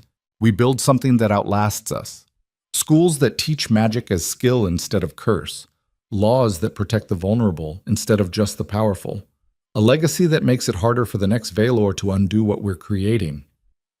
And if it's not enough," Kaelric's hand tightened on hers, "then we do it anyway, because the alternative is giving up. And I didn't survive 14 years of a death curse just to surrender to cynicism now." The determination in his voice made Evelyn's chest tighten. This was the man who'd seen her refuse to break in Moonvale and recognize kindred strength, who'd claimed her not because she was convenient, but because she represented possibility in a life that had felt like slow, inevitable death. Who'd bet his entire empire on the belief that love could be stronger than 3 centuries of accumulated hate. And somehow, impossibly, he'd been right. "Then we build," she said, "together, until the empire we leave behind is strong enough to survive without us." "Together," he agreed. Bet. 10 years later, Evelyn stood in the same great hall where she'd been presented as queen and watched young women with magic in their blood take their places in the newly established Academy of Elemental Arts. Not hidden, not ashamed, wearing their power like armor instead of apology. The half-blood laws had been abolished 5 years ago. The witch trials officially declared crimes against humanity. And the empire that had once burned Seraphine Drakkar for existing had transformed into something that protected her daughter's legacy instead of destroying it. It wasn't perfect. There were still nobles who muttered about corrupted bloodlines and traditional values. Still villages where old prejudices died hard. Still moments when Evelyn wanted to burn the whole system down and start from scratch. But there were also these moments. when she could see tangible proof that transformation was possible, that cycles could be broken, that the choices made in desperation and blood could eventually become foundations for something better. Kaelric stood beside her, older now, silver threading through his dark hair, but stronger than he'd been in those dying days before the curse broke. The mate bond had settled into something comfortable, deep, a connection so fundamental she couldn't remember what it felt like to exist without it. Their children, two daughters with fire in their veins and ice in their eyes, sat in the front row watching the ceremony with the kind of fierce attention that reminded Evelyn of herself at that age, learning, calculating, already understanding that power came with responsibility and legacy was built through choices made daily instead of grand gestures. "Your mother would be proud," Kaelric said quietly. Evelyn felt tears prick her eyes, but she didn't look away from the ceremony. "I hope so. I hope she's somewhere watching all this and knows her death wasn't meaningless, that she bought me time to finish what she started. She didn't just buy you time, she gave you purpose. Everything you've built, every life you've changed, every law you've reformed carries her legacy forward." It was true. Seraphine Dracker had died alone and afraid, burned by people who couldn't imagine a world where witch blood wasn't a curse. But her daughter had survived, had claimed the power everyone feared, had proven that transformation was possible even when it seemed impossible. And now, 10 years after the curse broke, the empire that had killed her mother protected women just like her. That was legacy. That was what happened when someone refused to let trauma define them and instead used it as fuel to build something better. The ceremony concluded with the young women pledging to use their magic in service of the empire's growth and protection. Not as weapons, not as tools, as citizens with skills valuable enough to be cultivated instead of suppressed. Evelyn watched them leave the hall with their heads held high, and she felt something settle in her chest. Not satisfaction exactly, more like quiet acknowledgement that the work she'd started would continue long after she was gone. That night, lying in bed beside Kaelric with moonlight streaming through the windows, Evelyn finally allowed herself to feel the full weight of everything they'd survived. The rejection in Moonvale that had felt like the end of the world, the dying king who'd claimed her in front of 1,000 witnesses, the curse that had nearly killed them both, the rebellion that had tested whether mercy was strength or weakness, the slow grinding work of transforming an empire one reform at a time. All of it had led here, to this moment, to a life she'd never imagined possible when she was the half-blood daughter everyone pitied. "Do you ever think about what would have happened if you hadn't claimed me in Moonvale?" she asked quietly. Kaelric was silent for a long moment. Then, "Every day. I think about how close I came to letting the curse take me, how easy it would have been to just give up and let the empire fall apart because fighting alone was too hard. And then I think about what my life would have been without you, and it's just empty, cold, nothing worth remembering. We almost didn't make it, but we did, and that's what matters." Evelyn turned to face him, and in the moonlight she could see the faint scars that remained from battles fought and survived. He carried the marks of violence on his skin the same way she carried her mother's legacy in her blood. They were both broken things that had learned to be whole together. "I love you," she said, and the words felt inadequate for the depth of what she actually felt. Not just romantic love, but partnership, trust, the bone-deep certainty that they were stronger together than apart, and that the mate bond connecting them was the best choice either of them had ever made. Kaelric's hand found hers in the darkness. "I love you too, even when you make me attend 6-hour council meetings about agricultural reform. Especially then." He laughed, and the sound was warm and genuine and completely human. No ice, no curse, just a man who'd learned to live again after 14 years of slow death. They fell asleep connected by touch and bond, and choices made deliberately every single day to keep building instead of destroying. And outside, snow fell soft and gentle over an empire that had finally learned the difference between power that controlled and power that transformed. The curse was broken. The Witch Queen's legacy had become salvation instead of revenge. And the girl everyone rejected became the queen who saved an empire, not through domination, but through the radical act of refusing to become the monster fear demanded. It was enough. It was everything.